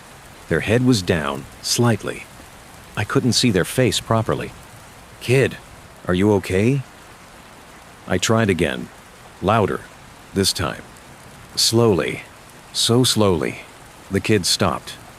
They didn't turn their head fully, just sort of angled it a fraction, enough that I could see a pale sliver of cheek in the spill of my headlights. Still not looking at me, still ignoring the multi-ton machine idling beside them. A prickle of unease ran down my spine. Not the normal kind of unease. This was deeper, colder. Animals act weird sometimes, but kids? A lost kid should be scared, relieved, something. This one was nothing. "What are you doing out here all alone?" I asked, trying to keep my voice calm, friendly.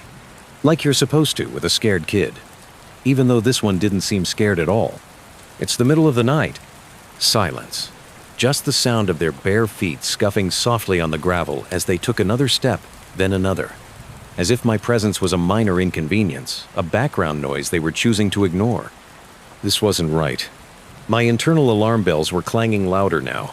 My hand hovered near the gear stick. Part of me wanted to slam it into drive and get the hell out of there.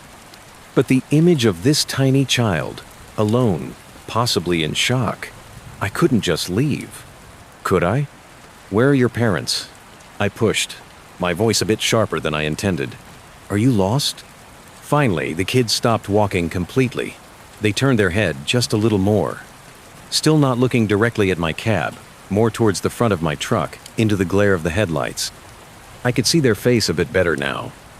Pale, featureless in the harsh light, like a porcelain doll. Small, dark smudges that might have been eyes. No expression. None. Not fear, not sadness, not relief. Just blank. An unreadable slate. Then, a voice. Small, thin, like the rustle of dry leaves. Lost? Just that one word. It hung in the air between us. Relief washed over me, quickly followed by a fresh wave of concern. Okay, lost. That's something I can deal with. Okay, kid. Lost is okay. We can fix lost. Where do you live? Where were you going? The kid finally, slowly, turned their head fully towards my cab. Towards me. I still couldn't make out much detail in their face. The angle, the light, something was obscuring it, keeping it in a sort of shadowy vagueness despite the headlights. But I could feel their gaze. It wasn't like a normal kid's look. There was a weight to it, an intensity that was deeply unsettling for such a small form. Home, the kid said, that same thin, reedy voice. Trying to get home. Right home. Where is home? I asked, leaning forward a bit, trying to project reassurance. Is it near here? Did you wander off from a campsite? A car? There were no campsites for miles. No broken-down cars on the shoulder. I knew that. The kid didn't answer that question directly. Instead, they took a small step towards the truck. Then another. My hand tensed on the door handle, ready to open it. To offer what? A ride? Shelter? I didn't know. It's cold out here, I said, stating the obvious. You should get in. We can get you warm, and I can call for help when we get to a spot with a signal. My CB was useless, just static. My phone had shown no service for the last hour.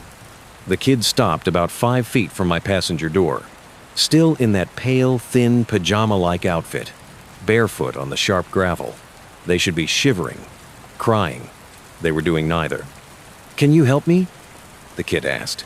The voice was still small, but there was a different inflection to it now. Less flat. A hint of something else. Pleading? Maybe? Yeah, of course I can help you, I said. That's why I stopped. Where are your parents? How did you get here? The kid tilted their head. A jerky, unnatural little movement. They're waiting. At home. Okay. Where's home? Which direction? I gestured vaguely up and down the empty highway.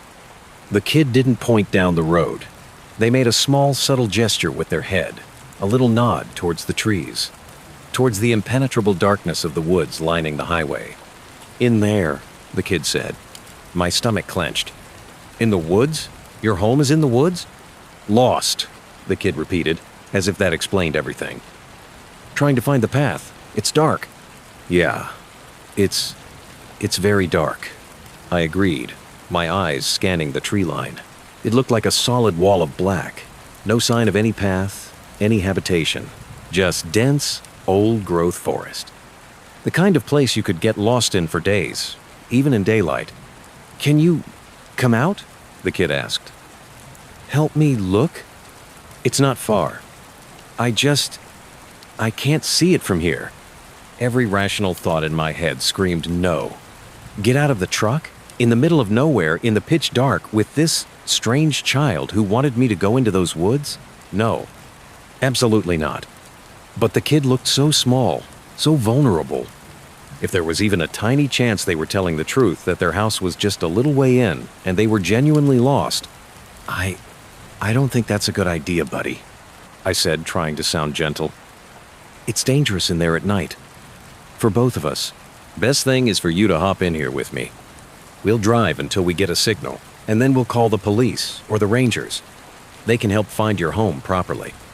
The kid just stood there. That blank, unreadable face fixed on me. "But it's right there," they insisted, their voice a little more insistent now.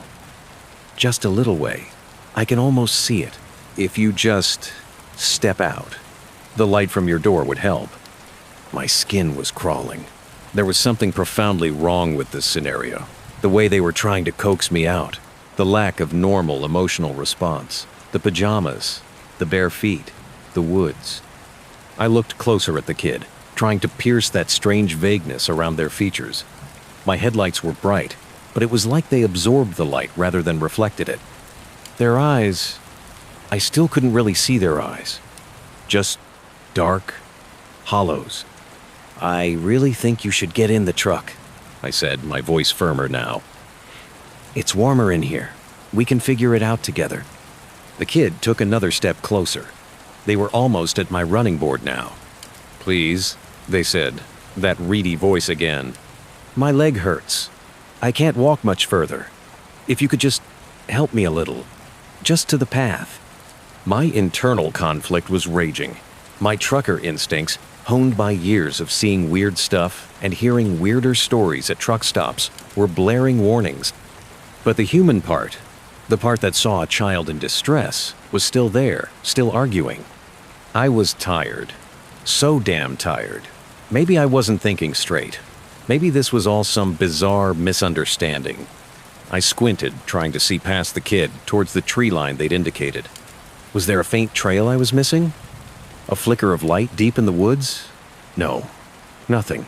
Just blackness. Solid, unyielding blackness. And then, I saw it. It wasn't something I saw clearly at first. It was more like an anomaly, a disturbance in the darkness behind the kid. The kid was standing with their back, mostly to the woods, facing my truck.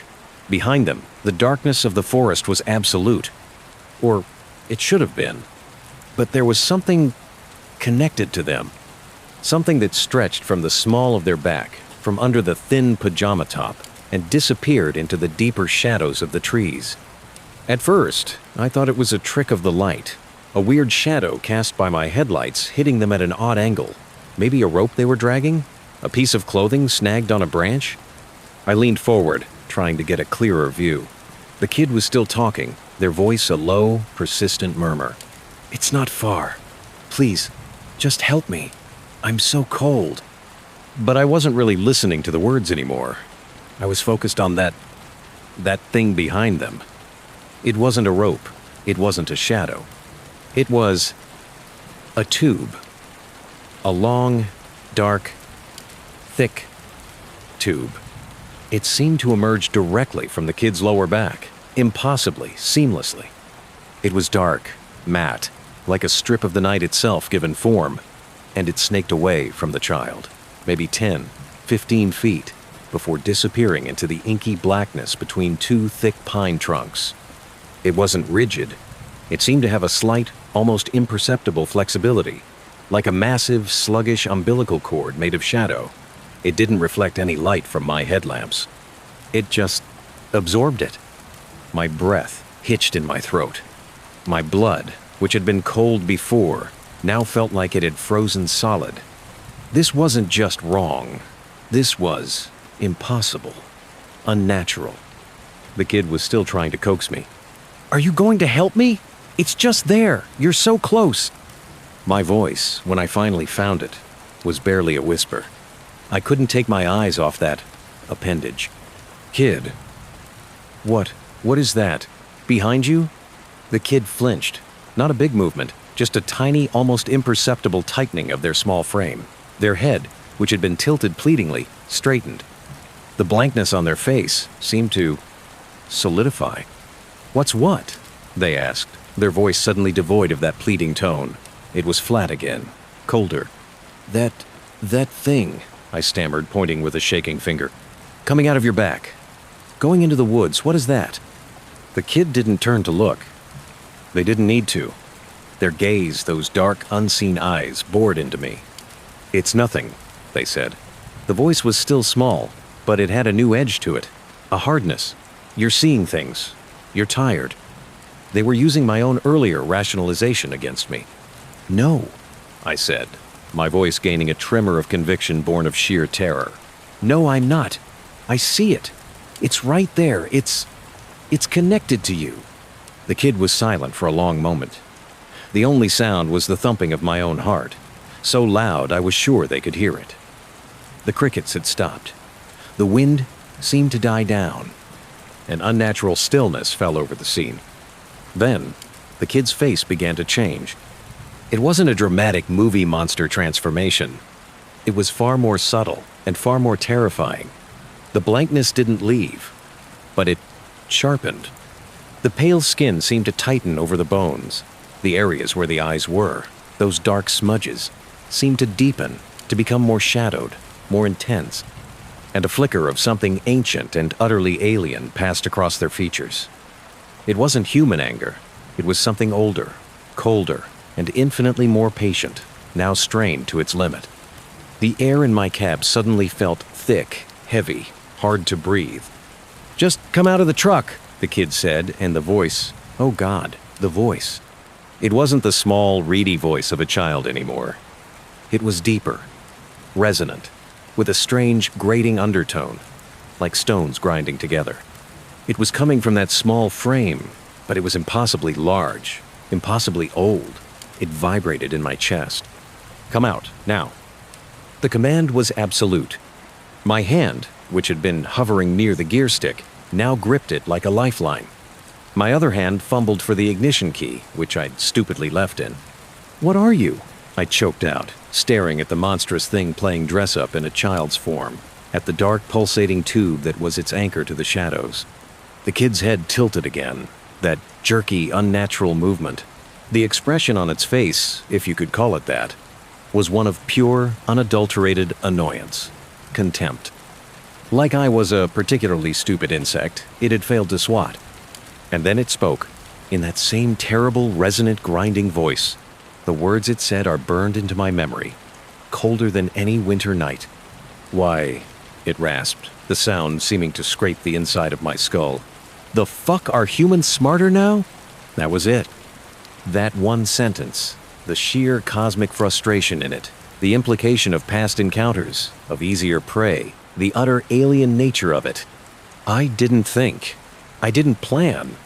I reacted. Primal fear, the kind that bypasses all higher brain function, took over. My hand twisted the key.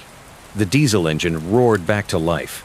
A sudden, violent explosion of sound in the horrifying stillness. The kid, the thing, actually recoiled. A small, jerky step back. The expression, that awful, tightened, ancient look, intensified. I slammed the gear stick into drive. My foot stomped on the accelerator.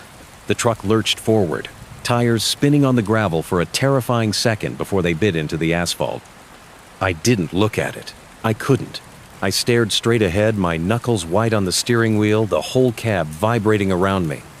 The truck surged forward, gaining speed with agonizing slowness. For a horrible moment, I imagined that tube thing whipping out, trying to snag the trailer, to pull me back, to drag me into those woods. I imagined that small figure, with its ancient, terrible voice, somehow keeping pace. I risked a glance in my driver's side mirror. It was standing there, on the shoulder, unmoving. The headlights of my departing truck cast its small silhouette into sharp relief. And behind it, the dark tube was still visible, a thick, obscene cord snaking back into the endless night of the forest. It didn't seem to be retracting or moving. It just was. The thing didn't pursue. It just stood and watched me go. And that, somehow, was almost worse. The sheer confidence, the patience, like it knew there would be others. Or maybe it was just annoyed that this particular attempt had failed. I drove. I don't know for how long. I just drove. My foot was welded to the floor. The engine screamed. I watched the speedometer needle climb, far past any legal or safe limit for a rig that size, on a road that dark. I didn't care. The image of that thing, that child shape with its dark umbilical to the woods, and that voice, that awful grinding voice asking its horrifying question, was burned onto the inside of my eyelids. I must have driven for an hour, maybe more, at speeds that should have gotten me killed or arrested before the adrenaline started to fade, replaced by a bone-deep, shaking exhaustion that was more profound than any fatigue I'd ever known. My hands were trembling so violently I could barely keep the wheel straight. Tears were streaming down my face, not from sadness, but from sheer, unadulterated terror and relief. When the first hint of dawn started to gray the eastern sky, and my phone finally beeped, indicating a single bar of service, I pulled over at the first wide spot I could find. I practically fell out of the cab, vomiting onto the gravel until there was nothing left but dry heaves. I sat there on the cold ground, shaking for a long time, watching the sun come up, trying to convince myself that it had been a dream, a hallucination brought on by exhaustion. But I knew it wasn't. The detail of that tube, the voice, the question. You don't hallucinate something that specific, that coherent, that utterly alien. I never reported it. Who would I report it to? What would I say? Officer, I saw a little kid who was actually an ancient cosmic horror tethered to the woods by a nightmare umbilical cord, and it got mad because I didn't want to be its dinner? They'd have locked me up, breathalyzed me, drug tested me, sent me for a psych eval. I finished that run on autopilot, dropped the load, drove my rig back to the yard, and I quit. I told them I was burned out, needed a break. They tried to convince me to stay, offered me different routes, more pay. I just couldn't. Every time I closed my eyes, I saw that kid, that tube, those woods. Every dark road felt like a trap. I found a local job, something that keeps me home at night. I don't drive in remote areas anymore if I can help it, especially not at night. I still have nightmares. Sometimes, when I'm very tired, driving home late from somewhere, I'll see a flicker at the edge of my vision, on the side of the road, and my heart will try to beat its way out of my chest. I don't know what that thing was. An alien? A demon? Something else? Something that doesn't fit into our neat little categories? All I know is that it's out there. And it's patient. And it seems to have learned that its old tricks aren't as effective as they used to be. Why the fuck are humans smarter now? That question haunts me. It implies they weren't always. It implies that, once upon a time, we were easier. That maybe, just maybe, people like me, tired and alone on dark roads, used to just step out of the cab when asked, and were never seen again. So, if you're ever driving one of those long, lonely stretches of road, deep in the night, and you see something you can't explain, maybe just keep driving. Maybe being smarter now means knowing when not to stop, knowing when to ignore that little voice telling you to help, because what's asking for help might not be what it seems. Stay safe out there, and for God's sake, stay on the well-lit roads. My wife has been peeking at me from around corners and behind furniture. It's gone from weird to terrifying. My wife Lynn and I have been together for 6 years and married for 11 months. Our entire history together has been very normal, and never once have I noticed any weird behaviors or red flags. I can't stress enough how out of character this whole thing is for her. Lynn is very kind, intelligent, and thoughtful. She's always been the no-nonsense type of person. Being childish or trying to scare me is not something she'd normally do. She doesn't even like watching horror movies. When we first started dating, she agreed to watch The Shining with me because she knew how much I loved horror. She was so scared that she didn't even make it through half of the movie before we had to turn it off. She isn't into anything creepy and has never been into pranks. It's just not her cup of tea, and that's fine. But that's what was so strange about this. It's just so unlike her. I should also add that she never had any mental health issues, and as far as I'm aware, it doesn't run in her family. I know some people are able to hide their mental health problems, but in the 6 years we've been together, I think I'd have seen some sort of sign. 2 months ago, I was in the kitchen making myself some coffee before work. I was running a bit late that morning and knew I wouldn't be able to make it to Dunkin' Donuts for my usual morning fix. I took a sip of my coffee as I hurried down the hall towards the front door, when I happened to notice Lynn peeking at me from around the corner ahead of me.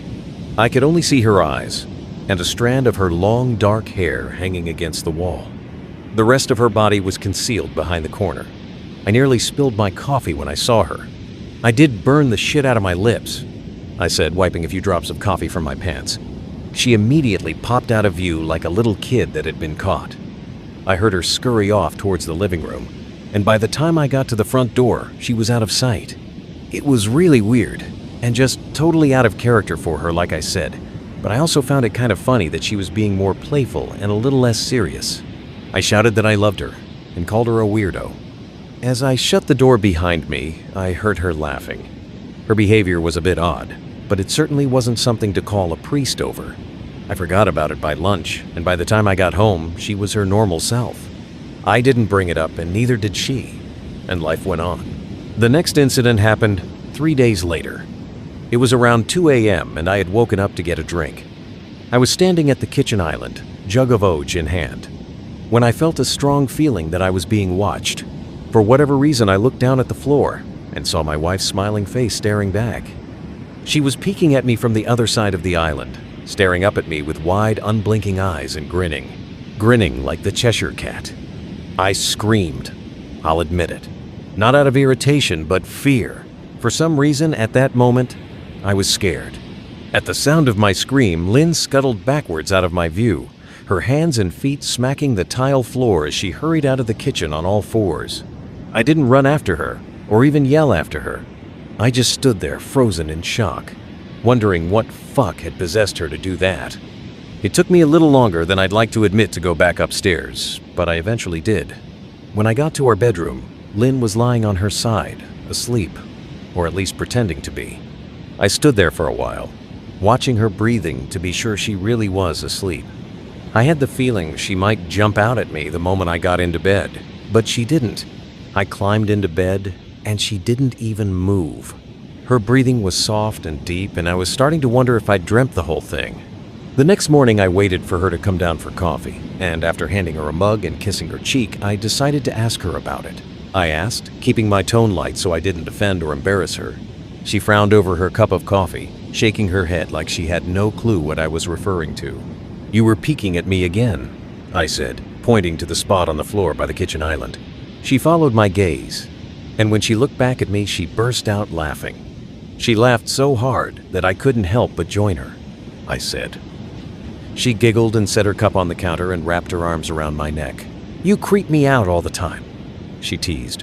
We said our goodbyes and left for work. As I drove, I kept thinking about how creepy it had been seeing her grinning at me from behind the island like that. The sounds her hands made on the floor as she crawled away. I told myself she was just trying to be silly. Just trying to join me in my love of all things horror. It's not like I was afraid of her, but it still didn't sit right with me. I started seeing her peeking at me more and more. Sometimes she'd be peeking out from behind the couch or living room curtains. Once she even managed to get inside her grandmother's old trunk that sits at the foot of our bed. I might not have even known she was there at all had the trunk's old hinges not given her away. She'd had the lid propped up just enough so that only half of her face peeked through. She'd been grinning like an excited toddler. It was unnerving. I didn't even know what to say to her. All I could do was stare. When I finally found my voice, I asked her why on earth was she doing this. She didn't answer, but she had slowly closed the lid, shutting herself inside the trunk. I just walked away, feeling disturbed. I didn't understand why she was doing it, but it clearly made her happy. I just hoped she would tire of the game quickly. Lynn didn't peek at me for the next 2 weeks. I started to think she was done with her weird prank, and I was relieved. We were watching a show on Netflix one night, and I jokingly said that I hadn't seen her peeking at me lately, and that she must have given up on her spy game. I didn't say anything, but I wondered whether or not she was joking. For the next few days, I couldn't stop thinking about what she'd said. Was she still peeking at me when I wasn't looking, and I just hadn't noticed? And if so, what the hell was she getting out of this? I started to feel paranoid, constantly checking whether she was watching from around the corner or behind a door. I was jumpy whenever I was home and she wasn't in full view of me. I felt stupid and a little crazy. But after a few weeks without another incident, I began to relax. I stopped checking behind furniture and walls and told myself it was just a bad memory. Lynn left to go to a friend's, and I lounged on the couch and played a couple games on my laptop. Around 9 p.m., I hopped in the shower and as I was washing the soap from my hair, I felt that awful feeling that I was being watched. I slowly opened my eyes and almost had a fucking heart attack. Lynn was peeking from behind the shower curtain, her entire head stretched into the shower, leaving just her body outside. Her long dark hair hung against the curtain, the ends dripping with water. Her mouth hung open in a terrible grin, eyes wide and red, as if she hadn't blinked in a while. I screamed and jumped back against the wall. She didn't move, nor did her smile waver. Her makeup ran down her cheeks in 2 black streaks. She looked giddy and completely deranged. I was fucking terrified. We stood like that for a few moments, neither of us saying a word. Finally, after what felt like forever, she slowly pulled her head back out of the shower, and I watched her blurry figure through the curtain as she moved backwards towards the bathroom door. A second later, the bathroom door slammed shut, hard enough to rattle the mirror. I screamed again and jumped out of the shower to lock the door. I stayed inside the bathroom for over an hour. Maybe I overreacted to some of you, but joke or not, I wasn't going to put up with the crazy shit anymore. That's what I kept telling myself as I paced in my bathroom, stopping to listen at the door every few minutes. Suddenly, I heard a muffled sound, and I pressed my ear against the bathroom door, straining to listen. I couldn't hear anything, but I envisioned Lynn standing on the other side of the door, giggling at her joke. I felt a surge of anger. I was beyond pissed at being made to feel scared in my own house and made to hide in the bathroom for an hour. All for what? Some joke? If it was a joke, it was an awful one. I snapped. I waited for her to apologize or to call me a jerk. But instead, I heard a faint moan, so quiet I wondered if I heard it at all, and then complete silence. I called out, not able to even hide the shakiness in my voice. I got no response, just my own heavy breathing. I yelled, pounding my fist on the door. I waited for her to cuss me out, something I would expect from me talking to her like that. I never screamed at her before, but there was nothing, just the occasional drip from the shower head. I won't deny that I was scared, too afraid to open the damn door and face my own wife. I waited another 30 minutes or so, which feels like a fucking lifetime when you're scared. Finally, I decided I wasn't going to spend the night hiding in my bathroom, so I got down on my knees and peered under the door. I almost expected to see her face peeking back at me, but thankfully I didn't. I could see straight down the hallway to the top of the stairs, but no Lynn. I didn't know if I should be happy about that or not. I looked for a few minutes, waiting to see her head pop up over the top step, but it never came. I stood up, my hand hovering over the door, and mentally prepared myself to open it. I slowly turned the lock with shaky fingers and was about to yank it open when I heard a sound that still makes me feel nauseous when I think about it. A moan, louder than before, but this time I was able to tell just where it was coming from.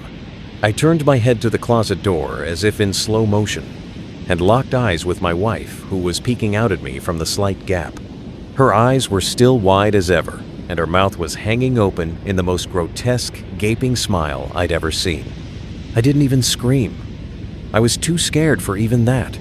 Her hands were clasped to her chest, body trembling with sheer delight, as if she could barely contain her excitement. A short, raspy moan bubbled up from her throat, deep and raw, sending a shiver through my entire body. Somehow, I found the ability to pull the bathroom door open and ran as fast as I could all the way down the steps, snagging my keys and phone from the table in the living room before running outside to my car. I could hear her shrill laughter behind me, but I didn't hear her getting closer. I didn't bother shutting the front door. I drove away from the house faster than I legally should have, shivering the entire time, either from fear or the cold. Maybe a little of both. I hadn't grabbed a coat or even a pair of shoes. I was still in my boxers, and my hair was still damp. I drove straight to my brother Chris's house about 40 minutes away, ignoring any and every call and text I got. I didn't check my phone until I was safely parked in my brother's driveway. I threw my phone at the dash in a rage, furious at her nonchalant attitude. My brother and his wife were surprised to see me, especially dressed in just a pair of boxers, but told me to stay as long as I needed. Chris lent me some clothes and asked me what happened. I told him Lynn and I had a fight, but didn't get into the details. I didn't want him to think I was overreacting, leaving my wife over a prank, even if it was a strange one. I mean, Hadn't I encouraged her for years to lighten up instead of being so serious all the time? I had wanted her to relax and loosen up, but this was definitely not what I'd had in mind. I tried to sleep on their sofa, but my brain wouldn't let me sleep. Every time I closed my eyes, I saw Lynn's face staring at me from inside the closet. Knowing she'd been in there with me the entire time made my skin crawl. She'd never left the fucking bathroom at all. Instead, she slipped inside the closet and slammed the bathroom door shut to fool me. The mere thought of going back home gave me anxiety. I tossed and turned, unable to sleep. Chris ended up giving me a sleeping pill, so I was able to get a little rest. My sleep was filled with terrible dreams, all of Lynn's smiling face. I woke up just as the sun started to rise. My sore body ached from the sofa, and I felt drained. I knew I'd have to call Lynn at some point, but I didn't know what to say to her. I wouldn't be going home unless she gave me her word she'd never do anymore, creepy shit. I just wanted my wife back. Her normal, serious self never looked so good to me. I was contemplating calling her and telling her that when that familiar feeling came over me, I was being watched. I was staring at the ceiling, my heart in my throat. I didn't want to look away, but the longer I ignored the feeling, the worse it got. My eyes drifted away from the ceiling almost on their own. Her face was pressed up against the window beside the couch, staring down at me with that same gaping smile. Drool dribbled down her lips, leaving 2 long streaks down the glass. I didn't know how long she'd been there, but something told me she'd been there quite a while, possibly all night. I didn't bother screaming, though I was afraid anger trumped any fear I felt at that moment. I jumped up from the couch and pounded my palm against the glass. "Lynn, are you crazy? What the hell is wrong with you?" I shouted. She didn't move, and her ghastly expression never changed. If anything, her smile only grew, as if she had never been more elated. I could hear Chris and his wife moving around upstairs. As if Lynn could hear them from her place outside, her head twitched slightly in their direction, and she began to close her mouth slowly. Chris called my name from upstairs, obviously concerned. I turned to see him and his wife Rebecca hurrying down the steps. When I turned back to the window, Lynn was gone. The only sign she'd been there at all was the 2 streaks of drool still dripping down the glass. I tried explaining to Chris and Rebecca about waking up to see Lynn watching me through their window. They were skeptical. Who wouldn't be? Chris and I went outside to the spot in front of the window, but there were no footprints in the dirt, just a slight indent. Animal probably, Chris guessed, and I didn't argue. He and Rebecca assumed I dreamt the entire episode, but they didn't understand, and I was too tired to explain it to them. I called out of work that day and turned my cell off. I didn't want to face Lynn. Just talking to her was too much for me at that point. I really started to believe something was irreversibly wrong with her, that no matter what promises she made, we'd never be the same again. The thought saddened me to my core. I cried most of the morning. By noon, I figured I was ready to confront her, give her one last chance to explain herself. I could at least give her that after 6 years I told myself. I turned my phone on and saw the dozens of texts she'd sent, all from a seemingly concerned wife. And more of the same. All texts telling me she loved me, and she wanted me home. Not a damn one addressing the crazy shit she pulled. Like she hadn't been acting like a character from a Stephen King book. Even her texts were different. She normally texted novels just to tell me to pick up a loaf of bread. You'd think she'd have more to say to me after her bizarre shenanigans. I know, it probably seems childish to some of you who are miles away from this situation. Then I think you'd find my reaction was warranted. I ended up staying with Chris and Rebecca for another night. I didn't wake up yesterday until afternoon, and thankfully I didn't see Lynn's face watching me through the window. "I don't want to pry, because it's not my place," Rebecca asked. She'd made us both a sandwich for lunch, and I knew she wanted to breach the subject without seeming to be nosy. "I don't know," I said, choosing my words carefully. I still wasn't ready for her or Chris to know the full extent of the batshit craziness I had been dealing with. "People change, Ben, but she's still the same woman you married. Maybe you both just need to talk through your issues," she said, ever the peacemaker. "I think it's beyond that now. I don't think talking would help," I said. The words stung in my heart. I missed and loved my wife, but how could I live with someone like that? Living in constant fear didn't sound too appealing. "Lynn loves you, she said. I said, "Well, she certainly seemed like it to me." "I've never seen her so upset," Rebecca said, shaking her head sadly. It took a full minute for her words to really sink in, and when they did, I felt dread worming its way through my skin. "Wait, what do you mean? You saw her?" I asked, my mouth suddenly dry. Rebecca nodded casually as if that fact wasn't nightmare fuel. "Maybe for her it wasn't," she said, cleaning the plates from the table. "I didn't see her car, though." "Pourquoi? What did she say?" I asked, sweat starting to break out on my forehead. I began looking around, examining corners as though a predator lurked behind them. "Number. She just asked if you were awake yet, and I said that you weren't. I asked if she wanted me to wake you, but she said no. She said as she washed the dishes." "That's all?" I asked. "Number." She looked awful, though, like she hadn't slept in days. I got up from the table and thanked Rebecca for lunch. I felt a little bit better at the knowledge that at least she hadn't come inside. Still, I needed to double-check that the doors were locked. I sat for a while trying to figure out what to do next. I didn't want to go home, but I felt that I owed it to Lynn to help her if I could. Hadn't I swore an oath to love and honor her through sickness and in health? Clearly, she was very sick. If she was sick, which I truly believe she was, I had to try and get her the help she needed. But I didn't even know where to start.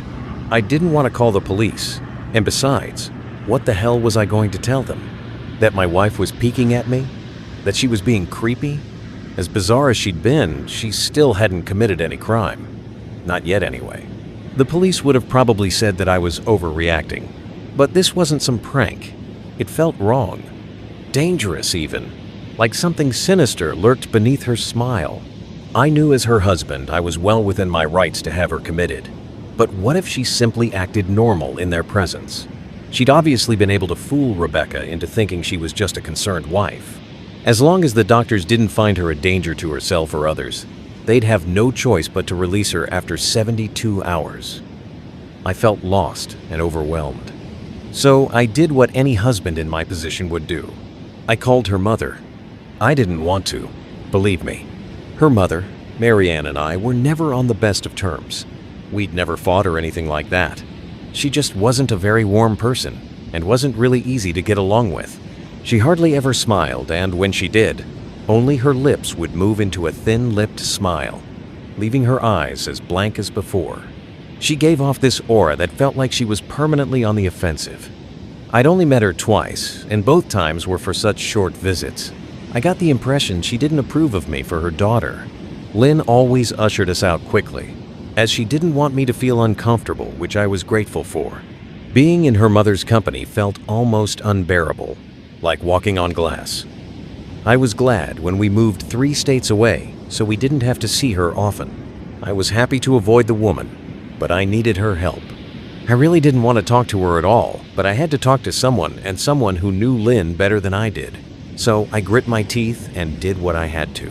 She answered, already sounding irritated. "Marianne, it's me, Ben," I asked. I could hear her cluck her tongue in irritation. "I'm in the middle of writing some checks, but if you insist, I suppose I can spare a moment," she said coolly. "It's about Lynn, acting strangely, and I was wondering if you had any idea whether there was something." I was quickly interrupted. She asked. I could almost see her standing there in her thin sweater and slacks, tapping her fingernails impatiently on the table. "I wanted to know if you'd ever noticed any odd behavior," I asked. "Something else." Finally, after a few seconds, she spoke. "I'm not sure if this is one of your jokes, Benjamin, but if so, I don't find the humor in it. Now I do have business to attend to, as I've said, so if you don't mind," she said. But I cut her off before she could get rid of me. "Marianne, it's not a joke. I'm sincerely concerned about Lynn's mental health. Her behavior has been very erratic lately," I said, my frustration evident in my voice. "If you're truly concerned, then I suggest you get the health professionals involved," she snapped. I could tell she was seconds away from hanging up, and for some reason I was desperate not to let her. I had the feeling that she knew a lot more than she was letting on. "Please." I tried. I heard a faint, shaky intake of breath, as if she were trying to hold her steely persona together, but failing. "Marianne? What's wrong?" I started. "Benjamin, I don't know what to tell you. My only advice would be to seek professional help. Do not call here again." I tried to call out to her, but she'd hung up. I tried to wrap my head around the call and her refusal to help me. Even if she didn't like me, why wouldn't she want to help her own daughter? I couldn't understand that. I tried to replay the conversation, desperate to find something I missed. After a while, I almost gave up, until I remembered her last words to me. "Seek professional help." She'd said those words with a bit of urgency. I could have just been grasping at straws, but no. I was sure her voice had changed ever so slightly when she'd said that, as if they were very important. What had she meant? I assumed she'd been referring to medical professionals, but maybe she was referring to someone else. Someone that she didn't, for some reason, feel comfortable saying directly. Or maybe I was just desperate. I waited for Chris to get home, and after a very long and exhausting conversation with him and Rebecca, I convinced them that Lynn truly needed psychiatric help. I didn't tell them everything. I wasn't prepared to go into it yet, but I told them about our last encounter, how she'd hidden in the bathroom, peeking at me from the closet. They were obviously shocked, but thankfully they believed me. They too just wanted to help her. Still, they didn't think it was all that serious. Weird, maybe, but not dangerous. They just kept saying that Lynn had to be playing some kind of weird joke, Rebecca offered, if only half-heartedly. Chris didn't think we should involve the police just yet. He offered instead to go with me, and I readily accepted. He reasoned that calmly talking to her, trying to coax her into going willingly, was the best recourse. I agreed to do it his way. At least I wouldn't be going into that house alone. We drove over this morning, just after breakfast. There was no way I was going at night. When we pulled into the driveway, my stomach began doing somersaults. Her car wasn't there, but I still didn't let my guard down. The front door was ajar, and for a split second, I thought we'd see her eyes staring through the gap. I was shaking and starting to sweat. Chris, however, was fine. He waited for me to open the door, his hands in his pockets like he was going on a fucking stroll through the park. I envied his ignorance. I pushed the door open and was immediately hit with the stench of rot. Chris smelled it too, and he walked in the house behind me with his nose scrunched up. "Chris mumbled," I said, my eyes darting around for any signs of Lynn. The house was deadly quiet and dark despite being 10 in the morning. All the curtains were closed up tight, refusing to allow any sunlight inside. If I hadn't left it just 2 days prior, I'd have thought the house to be abandoned. We moved through each room, carefully checking any place that she might hide, occasionally calling her name. Chris asked eventually. He was looking at me like I was a moron, I whispered. He shook his head but followed me up the stairs to check the bathroom and spare bedroom. On the way up, my shoes crunched over pieces of glass that looked to be littered over a few of the steps. I noticed that one of Lynn and my wedding portraits that hung on the wall along the staircase had been smashed. The frame hung crookedly, all the glass removed. I stared at the picture, a lump forming in my throat. We had taken the photo just after leaving the church, after saying our vows. She looked so beautiful in her white gown. I looked at Lynn's beautiful face. I never dreamed her face would ever be a source of terror for me. We climbed the rest of the steps and checked the spare bedroom, but it looked completely untouched. I was hesitant to go into the bathroom, my fear from that night coming back to me all at once. Chris noticed and offered to go in by himself, but I couldn't let him do that. So we walked in together, checking the closet and the shower. The bathroom looked as if it hadn't been touched since the night I left. "I don't think she's here, Ben," Chris said. I nodded and went into our bedroom and shoved some clothes into a duffel bag. When I checked inside our closet, I came across the source of the smell and gagged. Chris took one look and lost all color in his face. He had to go stand by the stairs to get away from the sight and smell. I gazed down in shock at what lay inside my bedroom closet. Soaking into the rug were at least a dozen eyeballs, all carefully laid out in pairs. Some were as large as a quarter, while others were as tiny as a marble. I stared down at the eyes she'd collected from small animals, and I wondered how she'd gotten them, and shuddered at the thought. Man, I thought I had it bad with Becca's shoe addiction. But fuck me, Chris said, gagging. He called from the hall. I grabbed my duffel and shut the closet door on my new nightmare. I stepped out into the hall and took a deep breath of air. I could taste the rot on my tongue and I couldn't help but gag. Chris mumbled. I said, "She doesn't need help, Ben," he said. "You coming or what? I can't stand the smell any." His words died in his throat and his eyes grew wide with fear. I didn't ask him why. I could feel it. Someone was watching me and I didn't think it was the eyes in the closet. I turned around, my eyes slowly scanning the bedroom. "Christ," I whispered as I finally saw what we'd missed. Under the bed, curled on her side, watching us with the excitement of a kid on Christmas morning, was my wife. She held her hands together just under her chin, and they were shaking eagerly. Now that she knew she'd been found, I could hear the quiet noises she was making. A sort of hiccuping sound in her throat, as if the excitement was just too much for her. It was unnerving to say the least. Wide eyes, and that same huge smile. Everything in me told me to run, but I forced it away. This was my wife. No matter how twisted, she was still the woman I married. I had to help her. "Lynn," I said softly. She didn't respond, but her head bobbed back and forth in 2 quick little movements, as if she were nodding. "Baby, I just want to help, okay? Can you?" I asked. I had taken a single step forward, approaching her like some kind of dangerous animal. I said softly, taking another step closer. She let a tiny moan escape her wide-open mouth, and I had to resist the urge to run. Her shoulders were starting to quiver, and her eyes grew as large as saucers. I crouched down so I could see her better, and immediately saw the blood. Her hands were covered in it. They trembled more the closer I got, as if she was barely able to contain herself. "Lynn, are you hurt?" I said. She bobbed her head again, her bloody fingers moving up and down as if playing an invisible piano. They occasionally grazed her chin, leaving smears of blood on her skin. I wanted to recoil in disgust. The smell that was coming off of her was revolting. I could feel the vomit trying to climb up my throat. Her lips were dry and stretched thin, blood seeping between the cracks. I knew she wouldn't come out on her own, but I didn't want to leave her in the state she was in. I scooted closer and reached out to her. The excited hiccuping sounds got louder, and her hands shook, fingers flexing. It was then that I could see the blood oozing from in between her fingers. "Oh my God, Lynn," I said. Instinctively, I reached out to take her hand, but before I could even touch her, her hand sprang out towards me. A sharp pain shot through my arm, and I fell back on my ass. My arm burned, and I could see the blood dripping down onto the carpet.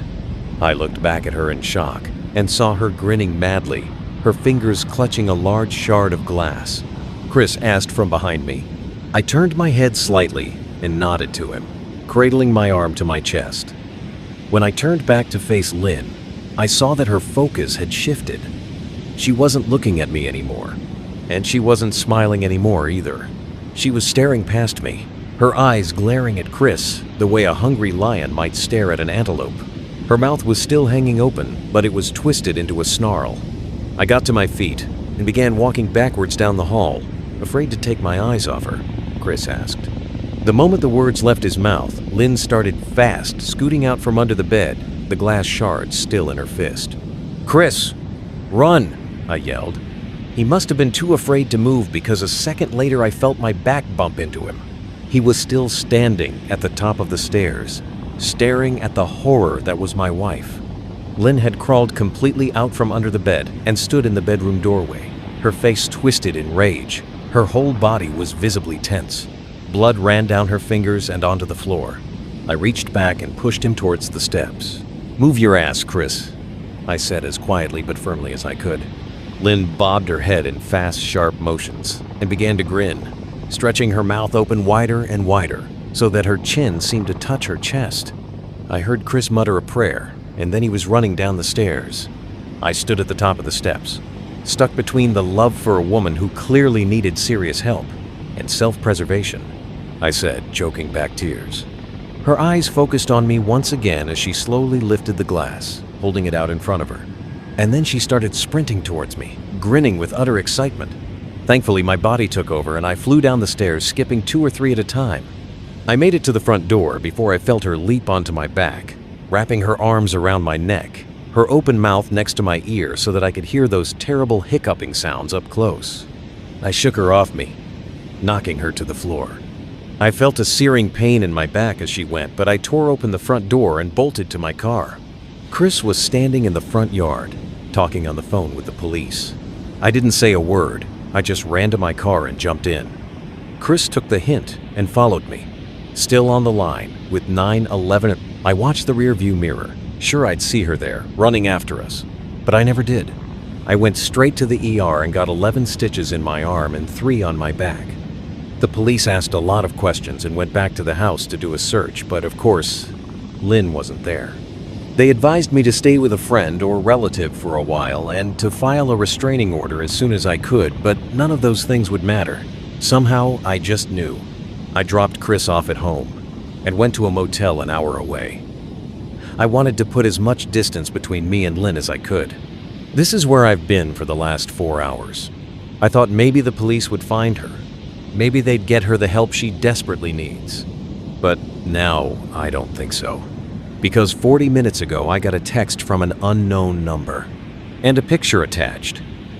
The picture was dark and grainy, but I instantly knew what it was. There was no mistaking my wife's eye. I started typing this out immediately after.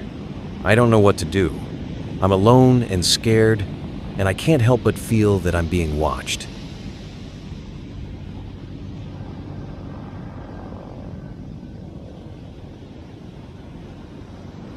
The ranger warned me to leave the trail before sundown. I didn't listen. I've always preferred hiking alone. It's not that I hate people. I just like the silence. Out there in the woods, there's no pressure to talk, no deadlines, no emails, just trees, wind, dirt, and me. So when I stumbled across a barely mentioned trail called Dead Pine while planning a weekend trip up north, I was intrigued. No official website, no recent trail reviews, just a few blurry photos and some outdated directions on an old hiking forum. It sounded perfect. The drive took me far off the main roads and into thick wilderness.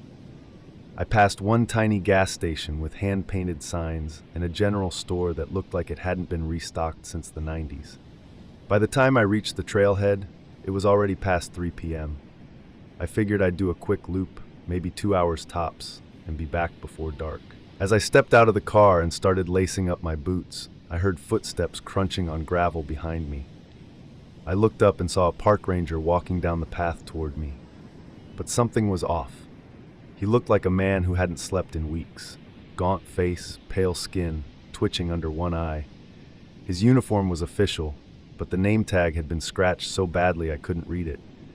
And he wasn't wearing a hat, just a mess of thinning gray hair that blew wild in the wind.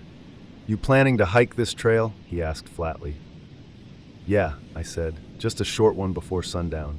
He didn't smile, didn't nod, just stared at me. "You need to leave before dark," he said.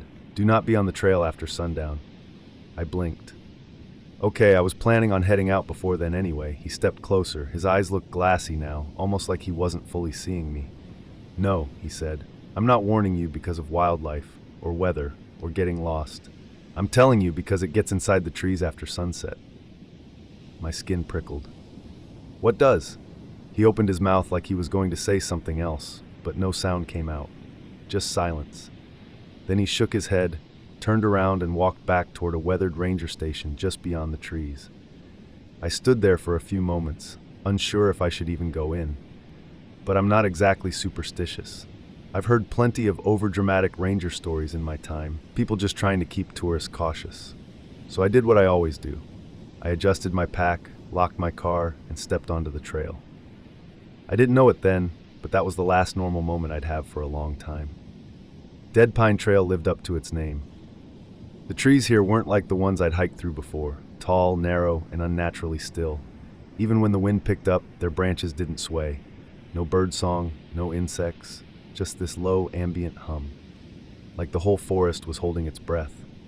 About 30 minutes in, the path started to narrow. Roots tangled across the dirt like veins. A thick carpet of moss muted my footsteps.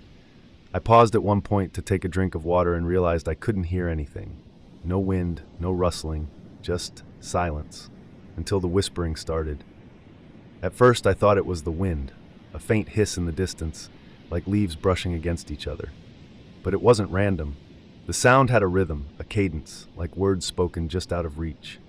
I spun around, scanning the trees. Nothing, just trunks and shadows. I told myself it was in my head. Dehydration, maybe? Too much caffeine on the drive up. Then I saw it. A circle of stones just off the trail. 7 of them, each one worn and cracked, arranged in a perfect ring no more than 10 feet across. I hadn't noticed it on the way in, and I sure as hell hadn't stepped off the trail before now. The stones had markings on them, faint, angular symbols scratched deep into their faces. Runes, maybe? I'm not an expert, but they looked old, very old.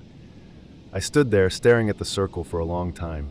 The whispering got louder the closer I stepped. I felt a kind of pressure in the air, like something didn't want me there, like the forest was watching me. I backed away slowly and checked my watch. 6:12 p.m. Shit. The sun was already dipping low. The light had gone from golden to a dull, smoky gray. I didn't have time to explore. I needed to turn back. But as I retraced my steps, something was wrong. The trail didn't look the same. Trees I'd passed earlier were gone. A fallen log I remembered stepping over was missing. The forest felt denser, like it was closing in, and no matter how far I walked, I never passed any of the landmarks I remembered on the way in. I pulled out my phone, no signal, GPS spinning like crazy. The blue dot twitched in circles like it couldn't tell which way I was facing. Then somewhere behind me, snap, a branch broken underfoot. I froze. Snap, crunch, snap. It was pacing me. I spun around and shouted, "Hey, who's there?" No answer, just that same damn humming noise, soft, slow, familiar. A melody now, not random, almost like a lullaby. It seemed to come from inside the trees, echoing from the trunks themselves. And then between 2 narrow pines I saw movement, a shape, thin, too tall to be human, pale, standing completely still as if waiting for me to notice. I didn't stick around to get a better look. I ran. The humming followed. I don't know how long I ran, maybe 10 minutes, maybe longer. Time stopped making sense somewhere between the second and third time I passed the same dead tree, a splintered pine with a deep gash down the middle that looked like a mouth. No matter how far I went, the trail looped. I kept ending up back near the stone circle, though I never saw it directly. I'd catch glimpses of 1 or 2 stones through the trees, just enough to know I hadn't gotten away. And the humming, God, that humming, was getting closer. Not louder, closer, like it was moving, like it was following. My legs were jelly, my lungs burned, but something in my gut told me if I stopped, even for a second, it would find me. I stumbled downhill, crashing through underbrush, branches slapping my face. At some point, I dropped my water bottle, then my flashlight. I didn't care. I just needed to get out. That's when I saw the figure again. Not running, not chasing, just standing, half hidden by a wide pine tree. Not behind it, inside it. I blinked, and for a split second, I swear the bark of that tree shifted, like skin crawling over muscle. The thing's head tilted slightly.